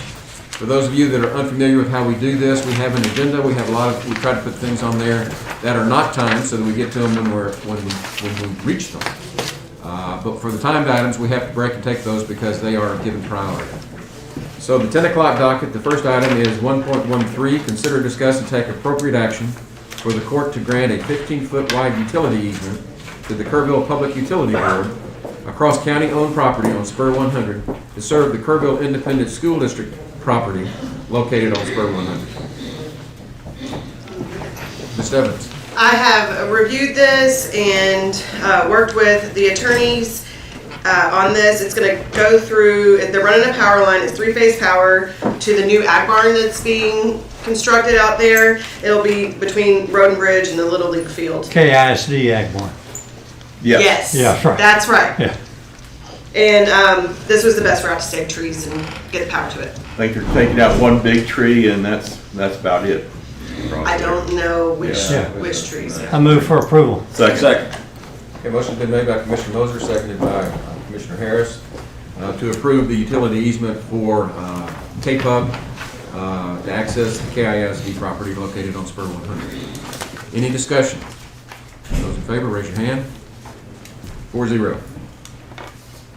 Item 1.14, consider, discuss, and take appropriate action regarding the Texans for Responsible Aggregate Mining, TRAM, and resolution regarding same. Commissioner Moser. Thank you, Judge. Bruce, I think we got this set up here. Maybe just need to turn it on there. Okay. We have 3 guests that came over from Austin area. Okay, for representing the Texas for Responsible Agricultural Mining. The thing that's interesting, and I think they're probably going to cover part of this. There are 37 counties in Texas which represent about 42% of the Texas population, which are involved with TRAM. Okay, again, TRAM is Texans for Responsible Agricultural Aggregate Mining. I said aggregate mining. And why is that important? Is because we've talked in here many times about, and I'm just going to say it like I said, how a lot of the aggregate mining just rapes the land, walks away from it. Our representative Andy Murr has had, in the last 2 legislative sessions, has introduced legislation at the subcommittee, or introduced a bill to have mining operations to recover those when they're finished. It's never even got out of subcommittee to get to the full committee and to the House, so it's gone nowhere. The other thing, just in background, is there's like the aggregate production operations, APOs, okay, in the last 5 years in the state of Texas has increased from 50 to 1,000. So that shows you the significant, that's a 20-fold increase in the last 5 years. 43 states have adopted things which are legislation and laws which help to control this. And the biggest thing is, and I think that these gentlemen will present this, is something called best management practices, okay? And then when they get through, I'm gonna talk about if they don't talk about it, talk about what the interim report by the Texas legislature that was just finished last month in January of this year, a 77-page report which I read this past weekend. It's extremely good. I'll talk more about that in a minute. So if you would, gentlemen, just give us your name and where you're from and tell us about TRAM. Yes, sir. I'll hand these out. I appreciate it. Good morning. My name is Fermín Ortiz, and I'm from Llano County, just down the road. and I am the spokesperson for TRAM, and appreciate the introduction, Mr. Moser. On behalf of TRAM, Texas Texans for Responsible Aggregate Mining, we would like to thank Judge Kelly, Ms. Moser, and y'all for taking this, the full court for taking this issue so seriously. It is a difficult issue because we have to balance Texas's growth and the need for aggregate industry production materials with the need for the APOs to be better stewards of our wonderful state. This is a complicated issue that will require responsible and thoughtful negotiations to balance this three-legged stool. One thing that is abundantly clear is a nonpartisan issue. There is not anything that's going to be involved on one side or the other of the aisle. It's a nonpartisan issue that requires a bipartisan solution. Our members run the full gamut politically. We have Democrats, Republicans, Independents, and frankly some apolitical members that could care less about politics. We have doctors, ranchers, engineers, teachers, retirees, and just good old working folk like myself. We have large cities like Houston, small towns like Atlanta and Kerr. The thread that binds us is our love for Texas and our sense of responsibility to keep Texas as beautiful as she is today for future generations. Our members, representing 37 counties across our state, are all being negatively impacted by irresponsible APOs. These 37 counties account for 42% of the total Texas population. To be fair, not all APOs act irresponsibly. Some have adopted the best practice management that Mr. Moser discussed a second ago, protocols, as part of their business models, and are doing it quite successfully. However, unfortunately, many do not. We need to level the playing field. Currently, the good guys operate at a disadvantage in comparison to the bad guys. We're looking for better stewardship, better oversight. And as y'all probably have already discussed, that would have been helpful with ERCOT if we'd had better oversight, better regulation, not going crazy where they can't get a permit for 4 years, but getting where they make accountable, responsible decisions for the rest of us, not just the profit line. Recently, our TRAM committee, technical committee, worked with the House interim committee report, as Mr. Moser said. Our tech team is comprised of engineers, geologists, hydrologists with many years of experience in the industry. I would put our technical team up against any in the state. My colleague Mark will expand on that in a minute. As you discussed, State Representative Terry Wilson chaired the committee, and our own State Representative Andy Murray served on it. The committee had both Democrats and Republicans on it. They examined this issue for an extended period of time. This was not a 2-week rush-through situation. The bipartisan report concluded that the APO industry needs to address many of the key issues that we've been highlighting, and we will be highlighting in front of y'all today. The final report is on our website, tramtexas.org. Again, that's tramtexas.org. We'll also provide a video that hopefully we'll have a chance to, if you'll have the 12 minutes allowed for that. We appreciate the time that the court has allowed for us to present our case for this nonpartisan goal. There's nothing partisan about expecting to breathe clean air. There's nothing partisan about expecting APO truck drivers to drive safely. There's nothing partisan to expect the APO industry to repair the roads that they damage rather than expect our counties to pay for the damage with our limited tax dollars. We appreciate your consideration passing the resolution before you. I'll turn it over to Mark, our tech team chair. Good morning, Judge. Before you make the presentation, somebody's trying to call in on the line, and we're in the middle of an agenda item that I can't interrupt. So I'm not really sure how to do this. I'm going to get my IT guy to explain to me how we're going to do these things. Bruce? Yep. But no, I mean, if people call in right now, then we're on their schedule. Correct. Okay. If somebody's calling in about this topic, we can take it. If they're calling in on something else, It needs to be screened. yeah. And so what you were talking to me about was they leave a message, and we call them back when we're ready, when we have time to listen to their comments. Like that. It's a rough start on And this. so, can they leave a message at the number that we No, have? that was not set for message. Because it was supposed to be on that. Okay, for those of you out there that are trying to call in, and I apologize, but at least I've got a tech guy that's understanding about technical problems. For those of you that want to call in, we can't take your call and interrupt the presentations like we're doing right now. I apologize. Call my cell, which is 830-792-6161. That's what was on That's what's been published before. And leave a message, a voicemail message. And then when we get to the point that we can talk to you, we'll call you back. We'll get all the bugs in this worked out, but I just wanted to make sure whoever's trying to call in, we're trying to get you, but we need you to leave a message and we'll call back.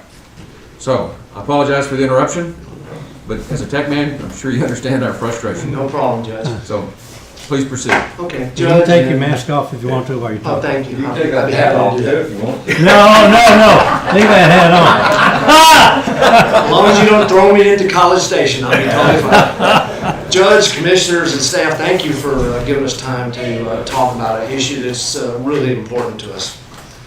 I'm a fifth generation Texan. I was born here. I worked hard in major industry, and I came back home to retire and become a pecan farmer when I grew up, only to find that we have a massive industry that is dominating a lot of things in our rapidly growing populated areas. They're called APOs, Aggregate Production Operations. I have a number of charts that Fermin has talked about and alluded to. Some of them are just pictures, and we'll go through them quickly. APOs, a massive industry in Texas. Go to number 2, please. And by the way, I've handed out copies of this material so you can get it on the screen. Looks like we went dead there, didn't we? There it is. Number 2. I have handouts that show the same thing that are on the screen, and it may or may not stay on there. Hey, Bruce. Apple and Microsoft don't always get along. APOs, I want to make 4 points on page 2. See, does it stay up there?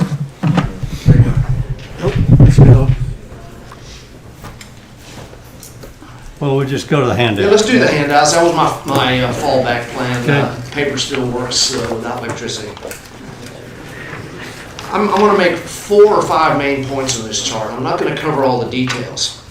But the key points are, starting with the bullet points, aggregate production operations, they became the acronym APOs, are a really big business in Texas, $2.5 billion.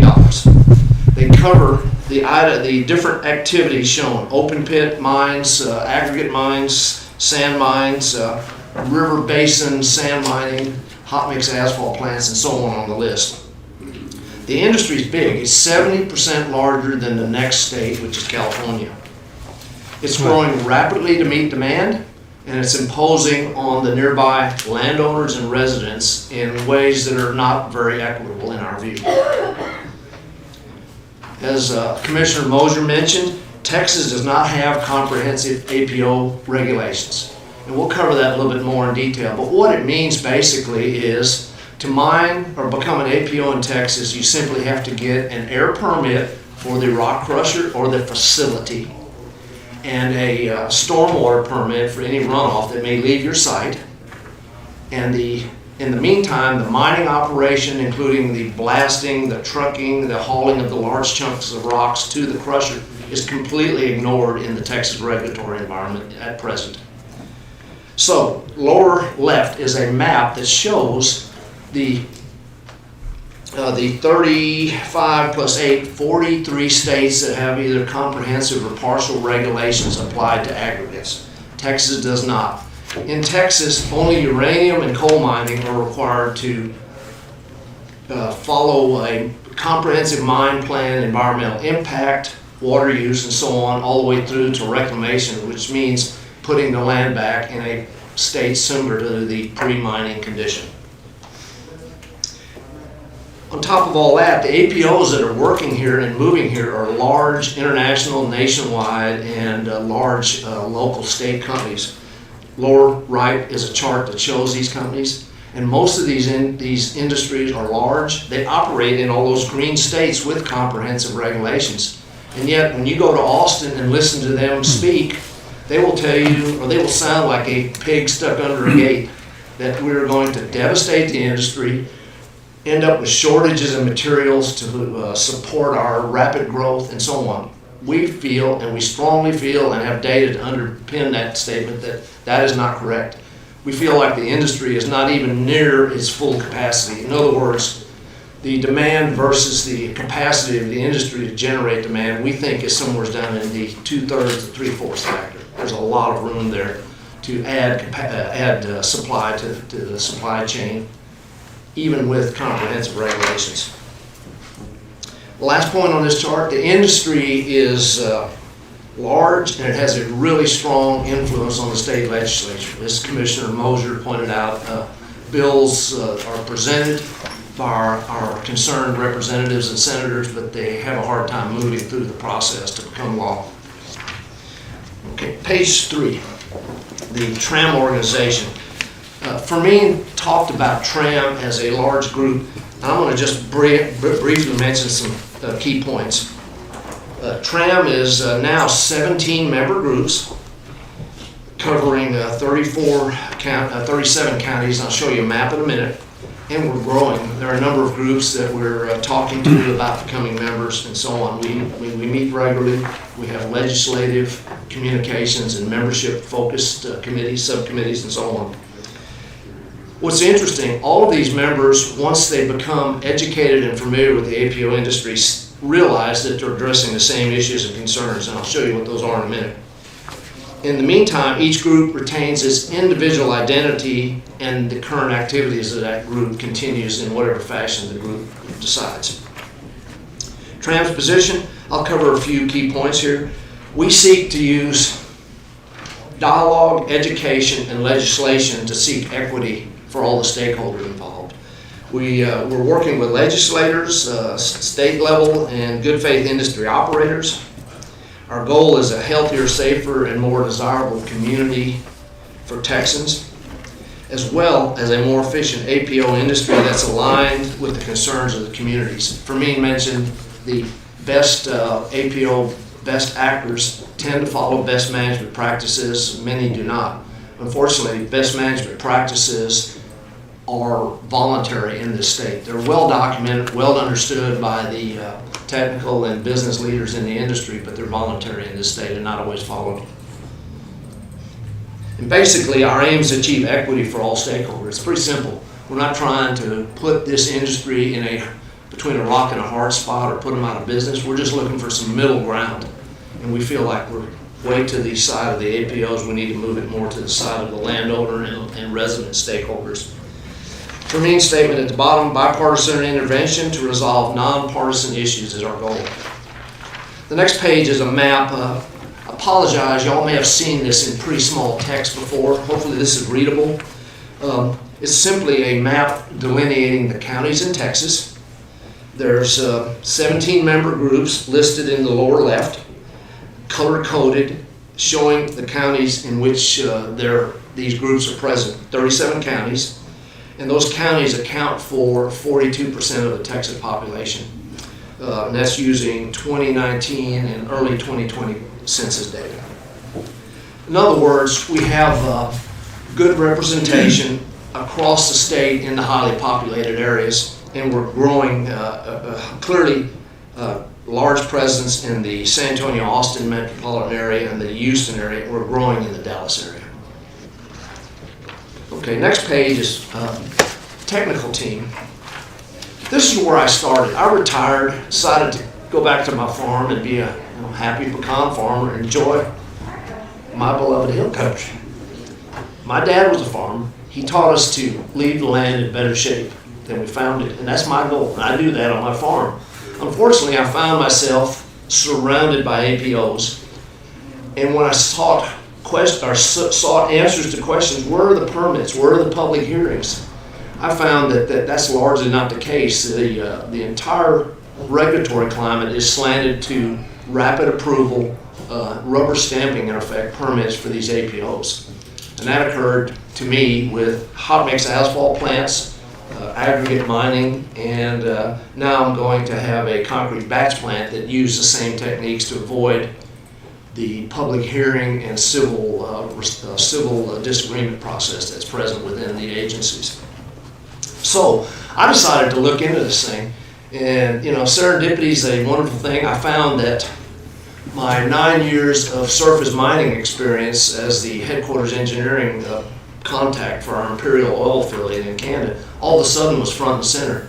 I spent 9 years helping put our affiliate up there into the oil sands mining business in north of Fort McMurray in Alberta province. And I came home to find, gee, I have mining operations that are world class, about half the size of those massive mining chains we built up in Alberta, in north of Fort McMurray. So I started studying it. I drove in my colleagues who taught me the mining business. I spent most of my career doing oil and gas work, and mining is totally on the other end of the scale. It was quite an experience. We ended up with 8 members, and I've listed their experience here. And over the last couple of years, we've brought that technical team together with TRAM, and we support TRAM with dialogue, education, and assistance with pushing legislation forward in Austin. And you can glance at the skill sets there. They're quite a spread. I almost surprised myself when I pulled these off of the CVs that each of our group members had the other day. First time I kind of put them on one list. A lot of skill there, a lot of gray hair. And as Fermin said, we'll put this team up against any of the industry's mining engineering teams, and I can give you a high degree of confidence we will win. It's just going to take a while. Activities. We provide technical assessment, data, and guidance to TRAM members, legislature, and others. And what's interesting, we moved from the emotion of windshields being cracked, dust on my cars, aggregate trucks running me over when I try to get my tractor onto the farm to market road. We moved from that to an understanding of the issues by all our group members, and they then can comprehensively and with a good underpinning of experience talk to the legislature about their problems. Our goal here is we don't want screaming citizens hollering at you guys. You get enough of that. We want to come to you with understanding and data, and that's what we're doing. We built a reclamation cost model that basically says you will not notice the difference in cost of a home or a mile of highway if these comprehensive regulations are put in place. We know that for a fact. Some of our team members spent their half of their career working coal mining in places like Wyoming after the federal laws for comprehensive surface mining regs were put in place in the late 70s. And they know for a fact that it's a minuscule unit cost addition to electricity, to the cost of a home for concrete, or to the cost of a highway for aggregate and concrete and asphalt. State by state regulation analysis. You saw the map of the green and the red on an earlier chart. Expert witness testimony. We dove in. We were neophytes. We were asked by legislators to hurry up and finish because they could read. In other words, there was very little interest. We're turning that corner. They're starting to listen to us. We testified before the House Interim Committee on APOs that was conducted last year. As it turns out, I didn't know this, I'm learning. The state legislature holds interim committees on various topics in the off year so that they have a report with recommendations to feed into the next legislative session, which is the current one, the 87th legislature. We testified. We ended up drafting the bulk of the House Interim Committee report on APOs, and I'll show you a summary of it in a minute. We're helping some of the legislators' staff draft bill language. It's very interesting for engineers and scientists to do that. We're learning. We have the data, and we're learning how to talk their language. And as someone mentioned, we're developing surface mining best management practices, which are at about an 85% draft stage, ready to support whatever direction the legislature goes with the new legislation. Okay, I'm going to try to move through this pretty quickly and then use the time to show the movie. And I think these charts here will set a stage for this film if we get to show it. We end up with what within ExxonMobil we call key issues. And those are the major issues for which all our smaller worries and concerns become subsets. And we define a major issue as an issue large enough to require the attention of all the stakeholders, including the leaders and managers. And if you can resolve those issues with all those stakeholders, including the managers and leaders, you will likely achieve equitable resolution. It won't make everybody happy. It'll be consensus, and we know what that means. That means a middle ground that we can live with, but it will largely solve the issues. What's interesting, as we built TRAM and introduced these key issues to our members, we quickly honed in on the first 6, which we had built as a technical team. And I have a backup sheet here that shows you a little bit of wording behind each one. And we added number 7 to reach a total consensus within our TRAM group. So we have 7 key issues that underpin our position. Okay, what's next? We worked on this House Interim Study Committee on APOs. And I thought it'd be kind of useful to look at the cover page and the signature page for that report. And you will find a note there on the left, all 7 House reps, that's page 7, Commissioner Moser. All 7 House reps signed the report. No, we're not up there. The 2 industry members did not. They chose to remain silent. They chose to provide minimal input to the committee. The committee generated a report, which is shown on the next page, table of contents, page 8. Yeah, that thing is. Yeah, we're not showing on up. the screen. Yeah, and just go to your handouts here, Yeah. those of you who have them. On page 8, and I'm not going to cover all the words. You can glance at it here. I listed the table of contents for this report. It largely parallels our key issues. It covers the topics shown.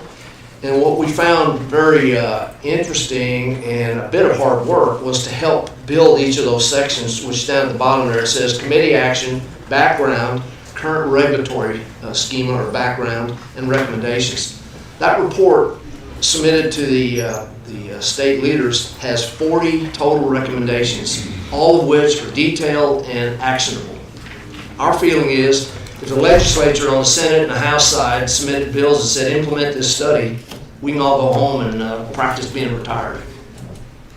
That's going to be a hard road to hoe. We don't think it's going to happen this session, but we have put a mark on understanding and definition of what we think the recommendations are, and they're in this report. By the way, I think Fermin mentioned, if you simply go to tramtexas.org, which is shown in the upper right of each of these charts, at the very top of our website, you'll see a link that takes you right to this report and to our video. And the rest of my material is supporting material, and I won't cover it. You can just glance at it. There's a page there that has a sentence describing each key issue, a table of contents for the best management practices. There's 3 sections to that. And then a list of the acronyms that I used on these sheets here. If you're like me, acronyms are, if you don't have a word search tool to find the damn first place the acronym was used, you can't figure out what it means. So here they are. Okay. And that's our presentation. I don't know if we can put that video up. We can try it for me. I'll tell you, one of the first things you learn in sales, if you make the sale, you quit talking.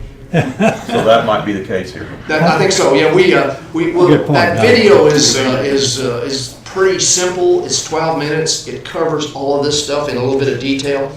But it is on our website. It is on our website. Time. I know you got a lot of other business to do today, and we really appreciate your I think consideration. I've Any questions? watched the video. I think it would be a bit redundant, and I think Don's right. I think you made an excellent presentation. I just comment on a couple of things. Number one, in their report, and Tram both in the interim report talks about balance, and I think that's the key: is balance between the industry and the neighbors. Okay, in the private sector. We've had 3 town hall meetings in Precinct 2 on aggregate production operations. I think we've reached balance with Martin Marietta. West Texas Aggregate has said the right things. They've said the good things about they will reclaim the land when they're through. They're listening to the neighbors. We had a conference call with the airport board who has real concerns about the air production operation being so close to the airport and what it means as far as radio frequency interference, dust, lighting. So that was a very constructive telecom this past week. Again, trying to balance. The aggregate production operator said, we hear you, we'll do some things. Now there's going to be a visit with the airport board to the operations to understand better what's there. So I think that's the key. I think that's what Tram is trying to do across the state. I think one thing is interesting in the interim report that it concluded with, if you can't, they have specific recommendations on every one of these 17 or so recommendations that you made in the interim report. But what they're saying is, let's start with the state buys a lot of aggregate and the products from the APOs, and let the state buy only those aggregates and products that are produced with best management practices. Yes, sir. Now, if that were to happen, you may not need a lot of regulation, okay? It may be the balance that's needed, to be determined, but I thought that was an interesting conclusion out of that 77-page report, that knowing that all of these recommendations to the legislature may not come to fruition as far as law, at least there'd be another step to go in that direction. I think this is what you guys at TRAM have done. It's been fantastic. And I don't know if you have anything. I have a resolution here. I'll take a minute to read the resolution, or 2 minutes. It's whereas aggregate production operations, quarries, concrete batch plants, and hot mix asphalt plants are necessary for the growth for Kerr County and our state. And I'm not going to read all the whereases. The aggregate production operations, APOs, have been an attempt to be good neighbors. Aggregate production operations can be detrimental to our hill country beauty. APOs can be detrimental to air and water quality. APOs, when located near neighborhoods, can present nuisance impacting quality of life and property values. There's no local or state requirements and regulations regarding reclamation of the land once quarry operations are complete. Kerr County has no authority to regulate APOs outside of floodplain administration. The TCEQ, Texas Commission on Environmental Quality, is the permitting authority for such operations, and the court acknowledges and supports the rights of all stakeholders. That's the balance. Therefore, be it resolved that Kerr County Commissioner Court encourages existing and potential APOs to adopt best management practices in order to minimize adverse health effects, nuisance issues. Best management practices assure industry profitability, shield citizens, schools, and businesses from dust, noise, traffic, water, and river degradation. And be it further resolved that Kerr County Commissioners Court does hereby urge the state of Texas legislature to enact legislation to protect the interests of aggregate operators, provide materials necessary for growth, and maintain quality of health for hill country residents and visitors. That's the proposed resolution. I think that it's appropriate to do so. Therefore, I'd make a motion that we adopt the resolution. Second. Motion is made by Commissioner Moser, seconded by Commissioner Harris to approve the resolution supporting TRAM. Any discussion? Those in favor, raise your hand. 3-0. Okay, thank you, gentlemen. I think, and I'll encourage everybody to go to the website, and Jana Colgate is here. Jana, is there anything that you want to say? Jana and Francis Lovett have been really instrumental in understanding all of this. They've stay on top of it, representing the county, and trying to do as much as they can. So, Jana, thank you for your help on that. So, Thank you so much. Thank you, gentlemen, Thank you, guys, for coming over. I've been here a long time. You came early. Thank you.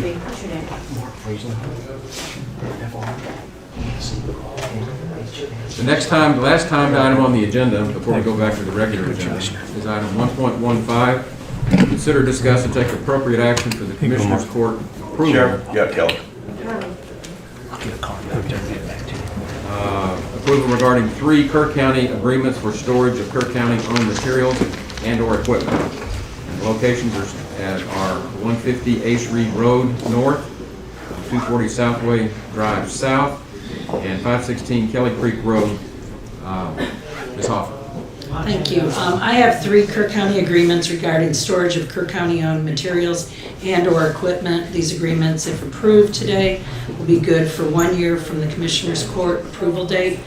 These agreements are for us to be able to store materials and equipment near our project sites in order to avoid unnecessary trips when working on projects. Each waiver has been signed by the legal property owner of each property. And as you said, the properties and owners are as follows. Thomas Brown, 150 Ace Reed Road North in Precinct 1. Grace Bible Church, 240 Southway Drive South in Precinct 1. Caesar Alvarado Jr., 516 Kelly Creek Road in Precinct 4. At this time, I ask the Commissioners Court for their final approval regarding the 3 Kerr County agreements for storage of Kerr County-owned materials and/or equipment, and to have Kerr County Judge and the attorney and clerk sign the same, precinct 1 and precinct 4. I move for approval. Second. Motion's been made by Commissioner Harris, seconded by Commissioner Moser, to approve county entering into these 3 storage agreements. Is there any other discussion? Those in favor, raise your hand. 3-0. Thank you, Ms. Hopper. Thank you. Thank you. Okay, now we're going to go back and pick up the regular agenda.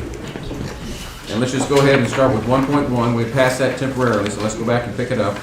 Item 1.1 is to consider, discuss, and take appropriate action to review pay policy for employees that are required to work on administrative paid days. Ms. Doss. Yes, sir. This all started from the county closures of the winter storm of 2021. We paid our employees 40 hours, or actually 32 hours that week for admin leave. We had quite a few road and bridge personnel, IT, maintenance, and animal control, work those hours. We would like to pay those people, but that is against state policy. We can't I think it's against state put a law. policy in place to retroactively. Violates the state constitution. Yes, violates state constitution, what she I said. learned all about this on the school board decades ago, Right. and you just can't do it. So the only thing that we can do at this point is to offer those folks admin leave earned. And we would like to do that, and we set up codes last week, and employees were told to put their time in that they actually worked during county closures as admin leave earned time. But going forward, we'd like to discuss a pay policy if this were to ever happen again, where those folks can actually get paid for the hours worked plus the admin leave time. So that's my proposal, and I don't think we were planning on, passing something like that today, but just to start the conversation. In talking with Commissioner Glass, that's my understanding also. Okay. Is that we're trying to get this discussion going, and so that the public clearly understands what we're talking about. Courthouse was closed 4 days last week, or week before last, because of the storm. One day was a holiday. One day was a holiday. And for those 4 days, no one came to the courthouse to work except these certain groups that we just talked about. And so everybody else was staying at home, and they got paid administrative leave, and the ones that were working got paid the same amount as those that stayed home. Right. And there's something basically There's something inequitable and very unfair wrong. about that. And the only way we can address that legally under state law is to offer the people that worked administrative leave, more leave for the time that they worked. It's like comp time. Right. Because they work. And we don't have a policy for that, but we're going to need one in order to treat everybody equally. Correct. And I think I shared just a rough draft of something that I put together. I think I emailed that to you. And this is just something to start with. Careful. Hazard. They call me Grace. Yeah.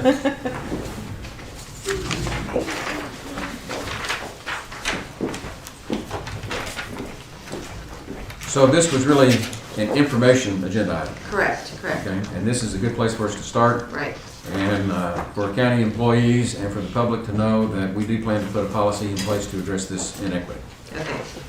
Jonathan asked me to discuss with y'all taking action to authorize the department heads to give an administrative day to those employees so that they knew they had the ability to do that and make it a court order. And while it's not required necessarily, he suggested that the department heads would like to have that authority from the court. So right now, they do not have that authority. They do. They have the authority, but because it's sort of special circumstances that we haven't done this in the past, elected officials, we can give that administrative day, but the department heads really look to you all for that guidance. And so if you approved them and gave them this authorization today, they could have something in writing, the court order to go back on and say. They got to go ahead. Right. And I've talked with all of the four directors that were talking about their employees, that worked, and they know, they've been informed how to code the time. But we wouldn't know, wouldn't necessarily go by this Correct, recommendation. that's just for future thought processes. Okay. So what would your wording be to that court order in authorization? Oh, you would authorize, the directors to provide the employees who worked during the winter storm, to provide them, administrative day sometime in the future. So move. Okay. Or administrative actually leave hours to equate to how many hours worked. Are we talking about just one day, or, because these guys work like every day? Administrative days for the days that they worked. No, if it's The hours. overtime, they can have that as comp time. So I think that it's the regular hours. Right, up to 40. Yes. So we have First, to, yeah, we so have to amend. if they worked 40 hours, then they can have 40 hours of admin leave earned to take at a later time. Anything over that 40 hours is gonna be coded as comp time. So I amend the motion with that change. And my second's still good. Okay. Motion's been made by Commissioner Moser, seconded by Commissioner Harris, to approve administrative leave for those employees that work during the storm. Is that right? Correct. Okay. Do I understand correctly that they can do that now? They can absolutely do that now. Yeah. Yes. And so why are we doing this? So why, that's my question, do we even need a motion? And the reason I'm asking is because this is the second week in a row, and this concerns me, that we're dangerously close to not having a quorum. And this should be a full court decision, Right. in my opinion. Jonathan asked that I ask the court. I talked to him too, Okay. and I understand. So I understand he what we're just trying to do, but do we really need to take action? Not necessarily. If No. we don't, let's just hold it off till we get the policy. I would rather to have a full court so that we can make a full policy. Okay, with that, with the authorization there, okay? So the And department needs to then understand. that we establish a policy, I'll withdraw the motion. But Okay? that's with the understanding. With the understanding that they're that we, authorized to do that Correct. as we speak. Good. correct, And we don't have to take action. correct. And then we'll come back and put a policy in place. And the pay period that ended this past Saturday, those employees have entered their time already in their timesheets with admin leave earned code. So that that will be tracked. authorization already exists. Sure. Okay, Okay. good. And we appreciate what you're doing, we appreciate you bringing this to us, that we know we've got to tweak this policy. Thank you. Thank you. Okay. Item 1.3 is to consider, discuss, and take appropriate action regarding the local state of disaster due to severe winter weather that was signed by me on February the 22nd and extended until terminated by order of the Kerr County Commissioners Court on February 23. And what this is I put an emergency order in place on Monday the 22nd.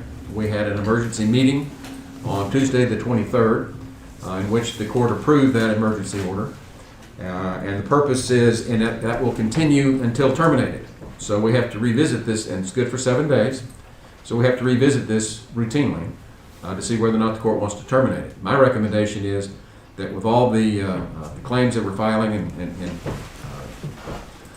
at this point, that we keep the order in place until we know exactly where we are on this stuff. I move for approval. We don't have to do anything, do we? Do we have to? No, No action. Unless somebody moves to terminate it. No. Oh, I thought we had to. We're just giving Okay. everybody, giving the court an opportunity to terminate it if you so choose. Okay. Okay. Let's move on to item 1.4, consider, discuss, and take appropriate action regarding availability and administering COVID-19 vaccine and discussion of county health unit. Commissioner Moser. Thanks, Judge. We spent an hour and a half this morning talking about the disasters that we went through, the emergencies associated with the storm, electrical power, et cetera, et cetera. And we've had another one, okay? And that is, I think, Judge, as you said, when we talked about the earlier issue, is we don't need to talk about who spilled the milk, That's right. okay? And that's the reason I'm bringing this up for discussion this morning in the court. We don't need to talk about why Kerr County got the short end of the stick right now on vaccine. But we clearly have gotten the short end of the stick on vaccine and the administration thereof. Gillespie County gets more than twice as much as we do. Uvalde County gets more than twice as much as we do. They both were hubs or whatever. I don't know all the stuff that goes along with that. But what I want to focus on are lessons learned. What have we learned? And we're not over this yet. There's still a lot of vaccines to be administered. So what do we do to improve the vaccines that we get in Kerr County? What do we do to make sure that when we get those vaccines that they are administered or injected into people's arms as quickly as possible? I have gone back and, I've not gone back, let me check that. I've reread the addendum H of our emergency management plan. I think it's extremely good because it talks about medical emergencies, which this was. So I think there's a couple things we can do, and I'm going to suggest. Number one is we can make sure that we did everything that was in addendum H to the emergency management plan and executing it. Or there's another thing that we may consider, and that is establishing a county health unit. It's different than a county health authority, but it's legislation that exists. There are a lot of counties in the state of Texas that have county health units that I think benefited a little bit better than Kerr County did by having those units established. And I don't know that that would help us, Judge, in a situation. We'll have this same kind of thing again someday. We'll have an emergency medical issue, whether it's a pandemic or whatever. But I think we should take a look at what we've did, what our lessons learned are, and how we might improve that. And I hate the ideas of committees, but maybe there's a committee. I don't know. I'll open it up for discussion, Judge, of what would. And I think you and Dub and Commissioner Letts, the city and hospital have been very diligent in what we've done. I know everybody's worked hard to do it, but I think there's some improvements that could be made. And I don't know if looking at establishing a county health unit would be a benefit. I don't know if that's been discussed or not, but I'll just ask that question. Well, it hadn't been discussed.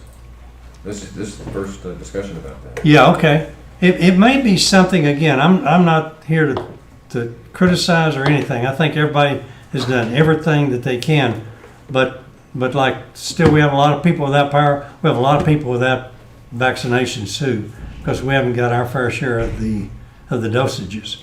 So we could have. My thought is to have the judge, emergency management coordinator, somebody from the city, somebody from Peterson Regional, or a medical doctor involved, and have a citizen, like 5 people, take a look at what do we have and what would we do to improve this. Why don't I put this on the agenda for the stakeholders meeting? We meet every 2 weeks. We've got a meeting coming up on Thursday afternoons. Okay, it's this Thursday? I don't know. Okay. It's every 2 weeks. We met last week, so. Okay. Well, I think that would be fine. And to start a discussion. Sure. So that absolutely. people are talking about it. Right. Well, take a look at the legislation is quite detailed. There's a lot of things that a county medical unit can do. A lot of things we probably would never want to do, but if we could isolate, perhaps forming such a entity as that, and it would help us. And the other thing is, it doesn't have to just be for the Kerr County. It can be the county and municipalities that can be part of it, or it can be multiple counties. So I think there's a lot of flexibility. So I do know that there's been a discussion between the city and the county with regard to a local health authority, which is what Uvalde has. And that's authority, not a unit, but an authority. And most of that the discussions have centered around the cost associated with that. Right. And there could be cost associated with that. Again, I think it's a broad subject, but I think it's worth taking a look at. In a county health authority is a medical doctor. He's the authority. So I'm not suggesting that that's the answer, but take a look at that legislature if you could, and see if there's any way we could improve what we've had, because, several people in the community have recommended we form such a health unit. I don't know if that's the right answer or not, but it's what we need to do to look, lessons learned and how we move forward. So, okay, that's it. Okay, so no action on that at this time, so we'll move on to item 1.5. And I see that we've got Gary Noller who signed up to speak, is that correct? Yeah, holler at him. This is 1.5 is consider, discuss, and take appropriate action regarding Kerr County Veteran Service Office Services. Gary Noller and Commissioner Mosley. Yeah, while Gary's coming in, let me just, this is primarily for information for the court, and that is our Veteran Service Officer, Marty Mistrada, is out, okay? You're looking at me like I shouldn't say that, but I can, she's doing some other things right now, so she's not serving as active 100% time as Veteran Service Officer. I can say that. So that's the case, and she will be not serving that capacity until July, I believe July 12th, something like that. So that's to let the veterans know that that's there. Jenna is here doing managing the office, taking care of things. And I think there's also another thing to bring this up for information for the court, is there's more demand, okay, for the county veteran service officer, because more people are going to the Veterans Hospital and saying they'd like to participate and get the vaccine. They can't if they're not participant in the medical facility out there. So therefore, for them to enroll, Jenna and Marty's challenges have increased and their workload's increased. And I think Gary Noller and the advisory committee have offered to step in and help where they can. And so I'll let Gary bring us up to date on that. But then I'm going to ask a question about what do we do to enable them if their volunteer help is desired. What do we need to do to make sure that we can do that and be covered by any kind of insurance or anything else? Go ahead, Gary. Thanks, Commissioner Mosher. Gary Noller, 140 Way Drive, Center Point, Texas. And one of the things that's happened is the Veterans Administration has got a vaccine. And San Antonio was one of the first hospitals in the country. There's like 167 VA hospitals, and only about a fifth of them, about 30 of them got them right off the bat. San Antonio was one. And since Kerrville is part of South Texas Veterans Healthcare System, it came to Kerrville. So Kerrville VA's been distributing the vaccine since about the 1st of December. There are the residents out there that received it first, the employees of the VA received it, but about the end of January they started vaccinating veterans according to mostly your age. And so they had a big distribution on February 6th. That's where I got my first shot. I waited 3 weeks, got my second shot. So all 4 members of the Veterans Advisory Committee here for Kerr County have had both shots, and we're doing fine. But when veterans found out that the VA had vaccine, many of them wanted to get it. Well, you can't get anything from the VA healthcare if you're not enrolled. So those veterans who weren't enrolled came to the Veteran Service Officer and said, well, I need to get enrolled. So your service office here at Marty and Jenna saw a spike in visits, phones ringing off the wall again. So they're doing all they can to help these veterans get enrolled as well as keep up with their other duties. And then Marty gets called away for active duty in the Air Force. She's got a commitment that she has to take care of. She'll be back in a few weeks. So what the advisory committee thought was, well, we know there's all this pressure on the service officers. We're all retired. Most of us are somewhat connected in the community with veterans, and potentially we could act as volunteers to answer telephones, greet people when they come in, stuff envelopes, help take a little bit of that load. And we've offered that, but there may be a process that has to go through as to whether that's allowed. You can do that, and what's your access and all that thing. So that was kind of one of the questions that we're looking at today, as would that be possible, and what was the process you might have to go through if Jenna and Marty would say, yeah, we could use some help from you guys. Have they indicated that, Gary? Yeah, I've talked to Jenna, and there's, the intensity and the workload is increasing. They haven't reached that point yet, but I think it's important, if they do reach that point, in light of the increased needs, that we set in place the capability to do it. County attorney? I'm sorry, I was not. Just, do we need to do any, For volunteers, they're covered under our workers' comp. No, say again, I couldn't understand. We have this, workers' comp that covers volunteers. Okay. Workers' comp does cover volunteers. Okay, all right. So no action needs to be, I mean, we don't need to do anything if they choose to volunteer to have them covered, then under workers' comp. Is that correct? I don't, workers' comp covers them. I'd like to have something where they at least acknowledge some of the information that they are processing is private information. Okay. And that's not to be released. So I Okay. think that it's wonderful if they'll come in and volunteer, and that's a great service to our community. Can you draw something up? Sure. I can. As they come in, they can just sign it and they'll keep it on file? Absolutely. I can do Okay. that this week. I think that the role that we would take as volunteers would be somewhat like a receptionist.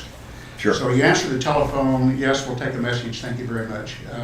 If somebody was to walk into the office, whether the service officer will be there or not, as well, they're not in the office, they'll be back. So try to give somebody to talk to rather than the phone rings all day and nobody answers it. So we know and understand there's pressure out there on all service officers, everybody. There's pressure on the VA, a lot of it again due to the vaccine. But we wouldn't, obviously we couldn't help anybody file a claim, but Right.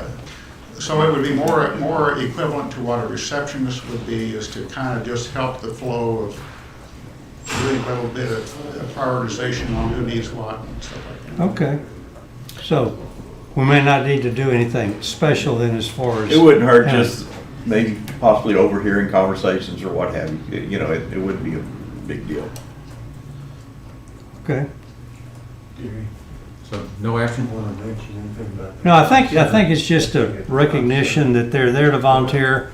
And Judge, I would say, if that's the case, if you do come in and volunteer, then coordinate with the county attorney to make sure, or HR to make sure that we've got all the bases covered. We'll work together to get something. Okay, something good enough. So I don't think we need a motion or anything. It's just enabling it.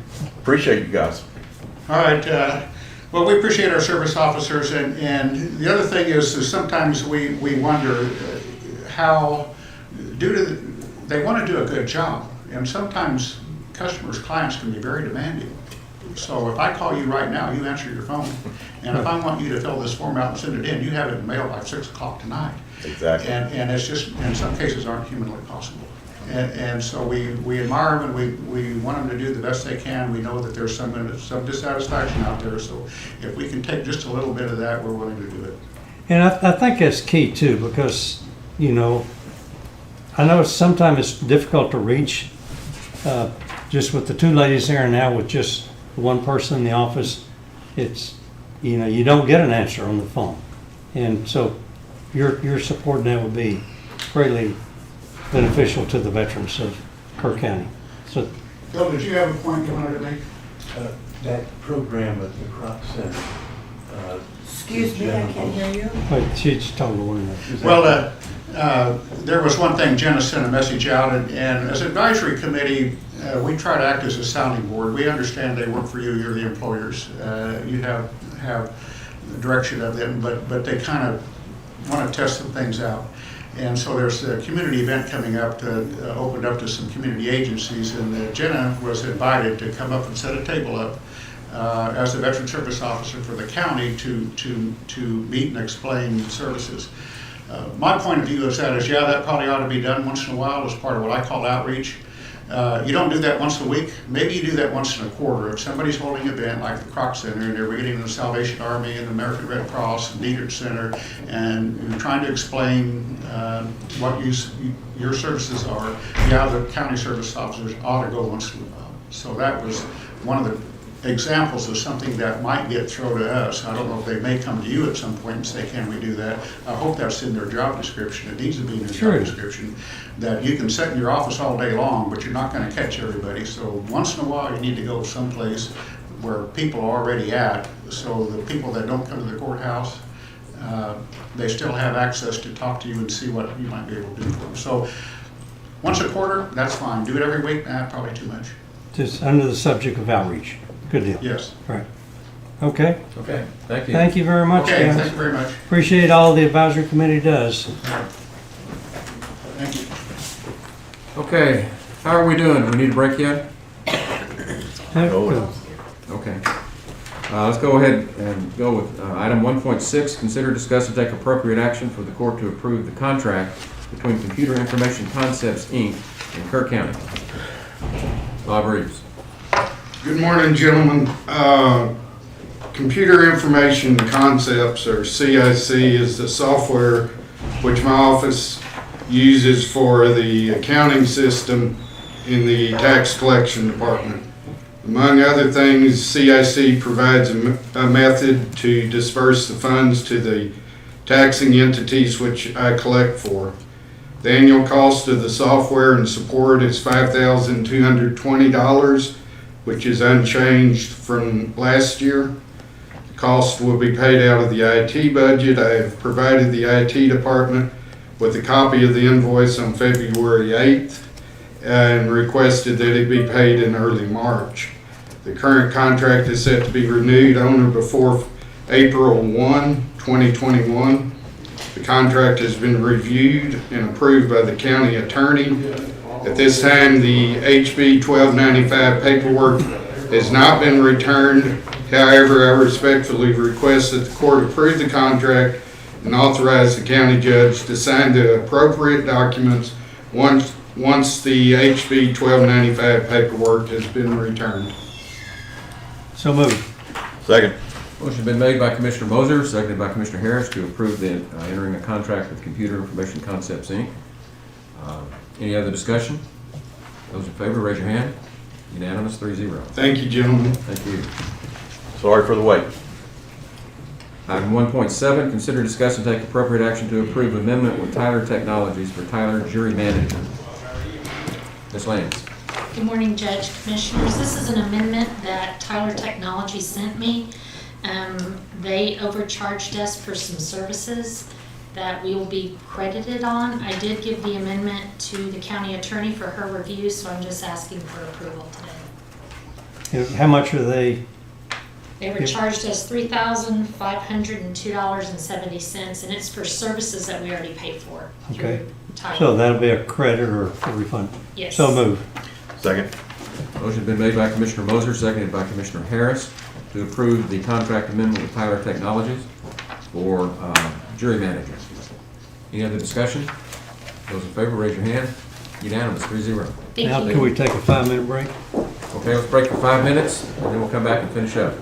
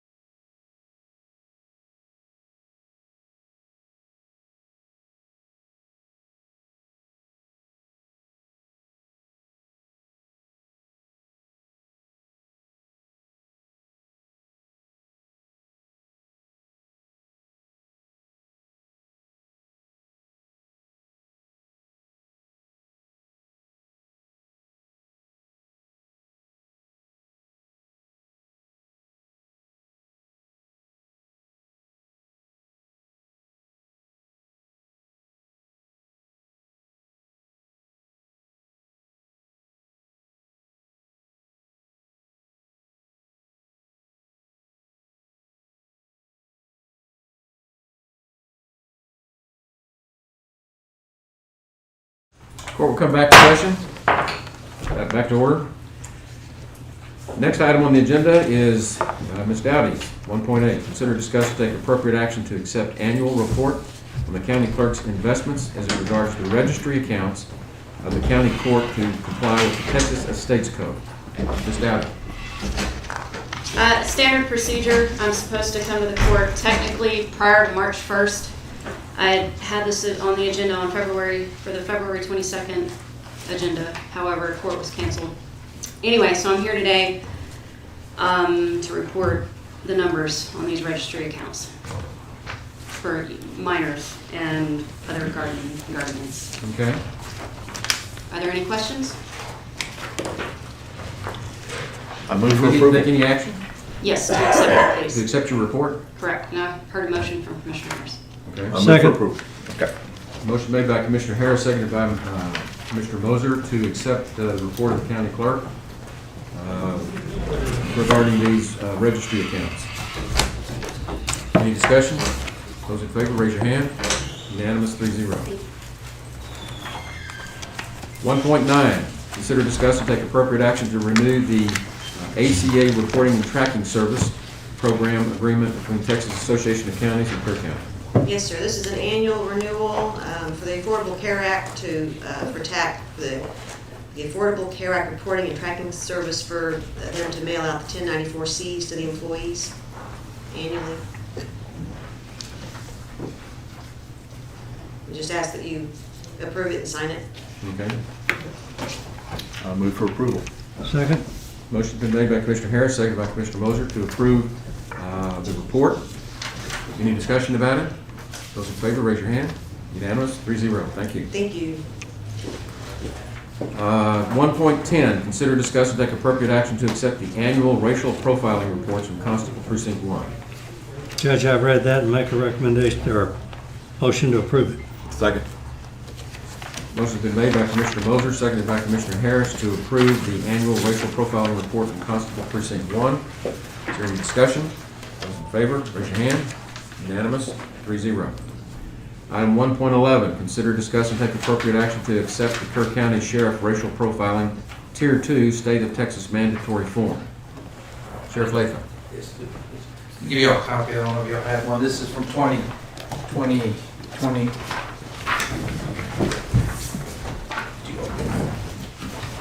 Pretty self-explanatory. Thank you, sir. There you go. Yeah, we have it in our backup. Okay. Okay. All right. Pretty self-explanatory. Yeah. I move for approval. Second. Motion's been made by Commissioner Harris, seconded by Commissioner Moser to approve the Sheriff's Department Racial Profiling Tier 2 report. Any discussion? Those in favor, raise your hand. Unanimous, 3-0. Thank you. Thank you. Item 1.12, consider, discuss, and take appropriate action to accept the annual racial profiling report from the 216th District Attorney.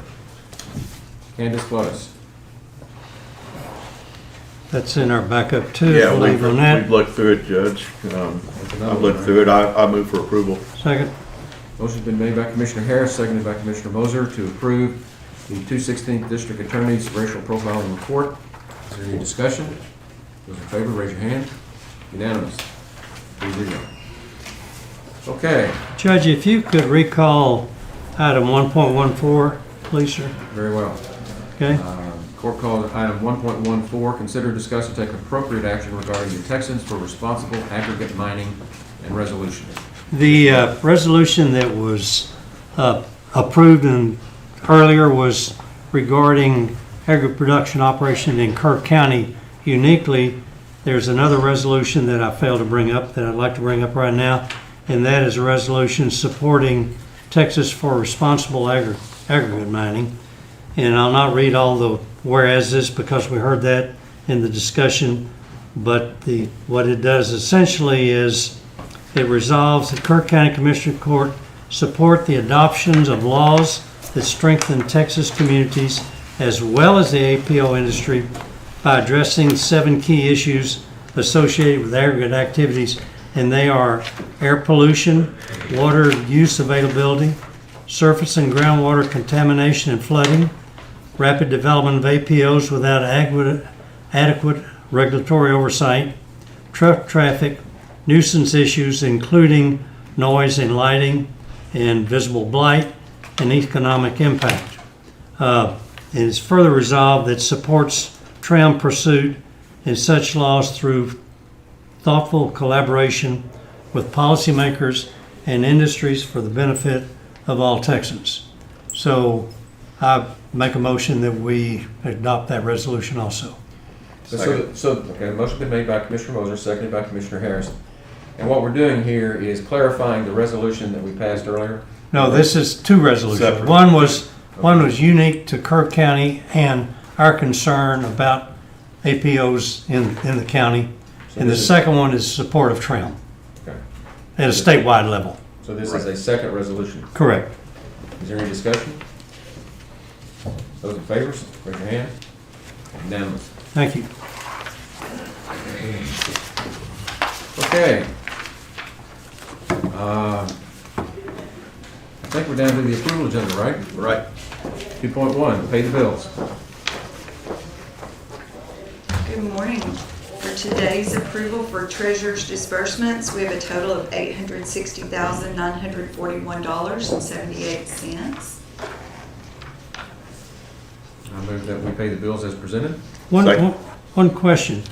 It's typically like about 500,000. Why is it 890,000 this? We have a lot of our one-time that, again, we've combined it down now. We're only paying twice a month. Okay, gotcha. Okay, good. Thank you. Any other discussion about the bills? Those in favor, raise your hand. Unanimous, 3-0. I don't know. Somebody second my motion that we just passed. Yeah, no. Okay, he did. Yeah. Okay. 2.2, budget amendments. Yes, we have 3 budget amendments for your consideration. 2 of them are just to transfer money for some overtime, and one of them is just a small reclass between a couple of line items for indigent health. Move for approval. Second. Motion's been made by Commissioner Moser, seconded by Commissioner Harris to approve the budget amendments as presented. Any discussion? Those in favor, raise your hand. Scared me there for a minute. I know. I'm reading it. 3-0. 2.3, late bills. There are not any. Okay. 2.4, auditor reports. Yes, we performed a couple of, or 2 precisely, independent audits over the past month and present the report. One was JP Precinct 1 and then Just of the Peace Precinct 4 also, and we just ask that you accept the reports. So moved. Second. Motion's been made by Commissioner Moser, seconded by Commissioner Harris to approve the auditor reports as presented. Is there any discussion? Those in favor, raise your hand. 3-0. Monthly reports. None. Court orders.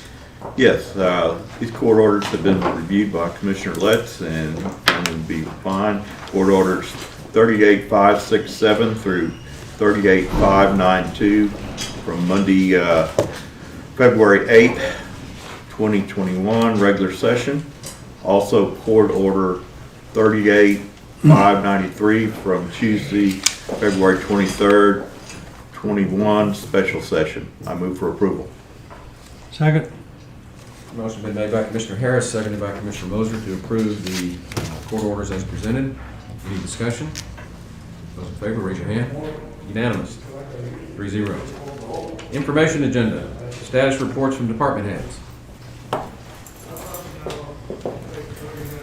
Shane. Good morning, gentlemen. I'd like to give y'all an update on the generator. On the 12th, the water pump froze and seized up, shredded some of the belts. Last week, the technician was able to finally get people on the phone to order parts. And it's going to be about 2 weeks to get that water pump, and it's going to be shipped from Canada. So as soon as he has all the parts necessary, then he will be out here to replace the water pump and get that thing back online again.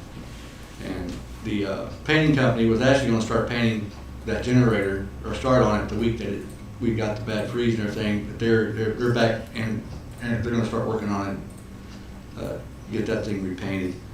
Also, we did have some buildings that had water damage. Shane, back on the generator. Yes. Back up. So in an emergency, the freeze, the backup generator froze. What? No, So sir, I so did what's ask- what's the corrective action on that? The water pump didn't freeze from cold. And I did ask that question, and he says it's very highly unlikely because it does have a block heater that was working perfectly, you know, that keeps the fluid Yeah. and antifreeze warm and moving. Also the same thing with the oil temp. It just was a mechanical failure that Oh. happened at a bad time. So it's nothing to do with the freeze itself? No, sir. Okay, good enough. Okay, Yeah, thanks. that's what I first suspected. Yeah, right. So, yeah, I did ask that question, and he said not likely, because there, and Okay. also the antifreeze levels were, because he checks the antifreeze levels, and also to make sure that they have the right percentage of antifreeze and water in, and that was. So the mechanical failure could have happened anytime? Yes, sir. Got it, okay, thank you. So, yeah, then we had a building, our Riverstar building was flooded Thursday. We estimated that it had been running for a full 24 hours in there. And the building that I had checked earlier, the guys from Global Spectrum, they had checked that building also.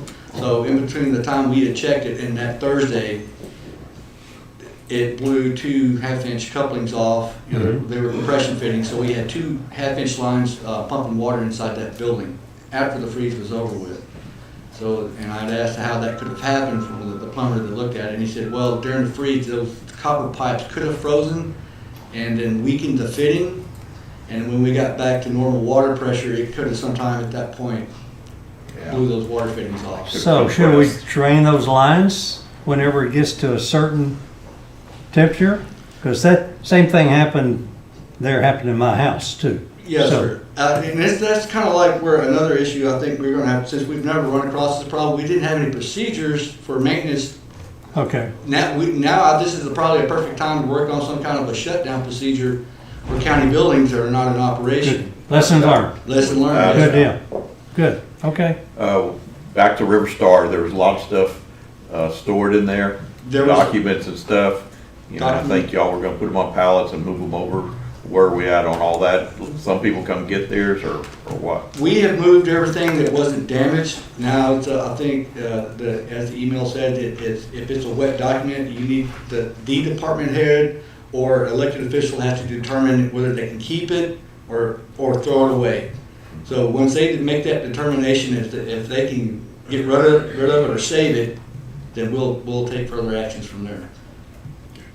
And then there was one other damage. There was a backflow check valve at the juvenile detention that cracked, and it's a pretty heavy duty, but it did crack. And the good thing is it has a redundant system. It has 2 pumps with 2 backflow check valves, so the juvenile detention facility will still be in operation, and we don't have to shut that facility down due to sewer problems or anything. Okay. It's basically just a lift station to get the sewer to the city. But one of those did crack. And Saturday, I also worked with the representative from Young and Associates for insurance purposes, and showed those damages of the juvenile detention. There was some damage there at the jail, the public restroom, the new public restroom, and then also the Riverstar building. Okay.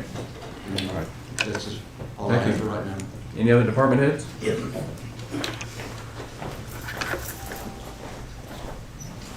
Good morning. We want to make y'all aware that we had quite a bit of electrical damage to some of our equipment. We have brought everything online, but there's going to be some parts and pieces that we're going to have to replace. I've already ordered the replacements and they should be here shortly. Just keep us updated. All right. Yeah, appreciate it. Thank you. Any other department heads? Elected officials? Liaison commissioners? No, I think he spoke and that's about it. I thought I would share one thing in response to the discussion about the county health unit. The stakeholder group with the city and the mayor and everybody, we've done a pretty exhaustive search to find out what happened on these hubs. And what we've been able to discover is that the decision for designating hubs was made in Austin without consultation with the counties. In fact, Judge Strayer in Fredericksburg was shocked that we weren't the hub. And when we called Sammy Sykes, who's the head of Region 8 for dishes, he didn't even know that Fredericksburg, that Hill Country Memorial had been designated the hub. And he was shocked because we put 1,000 shots in arms a day. They're doing a couple of hundred. So all of this was made, these decisions were made in Austin. Wow. I offer this because one of the recurring themes, you remember Judge Pollard always had his constant reminder about unfunded mandates. Well, I am very, very upset with the poor quality of state government and how these two crises are being handled. I'm just going on record that that's blame a good is in thing Austin, and we're going to take it to them. Good. When I was at a conference in College Station last month, one of the heads from the Texas Health Department came and spoke to us, and he said they designated 19 hubs and they didn't want any more. So that was bless their heart. Yeah, and they were griping about, we've been griping about how many vaccines we get. He was griping how many Texas was getting, period, from the feds. So. Well, I remember 6 weeks ago, something like that, asking Dub, again, just based on what he knew, how does it flow from the federal government to the state to the counties? And I can see now why he didn't have a good answer, because he didn't know. Yeah. Okay? Because it's not obvious. Exactly. Washington's doing us no favors. Austin's doing us no favors. Right. We're on our own, just for what it's worth. Okay. We don't have any executive items, do we? No, sir. No. Okay. Anything else that we need to discuss today? Then we stand adjourned. Okay.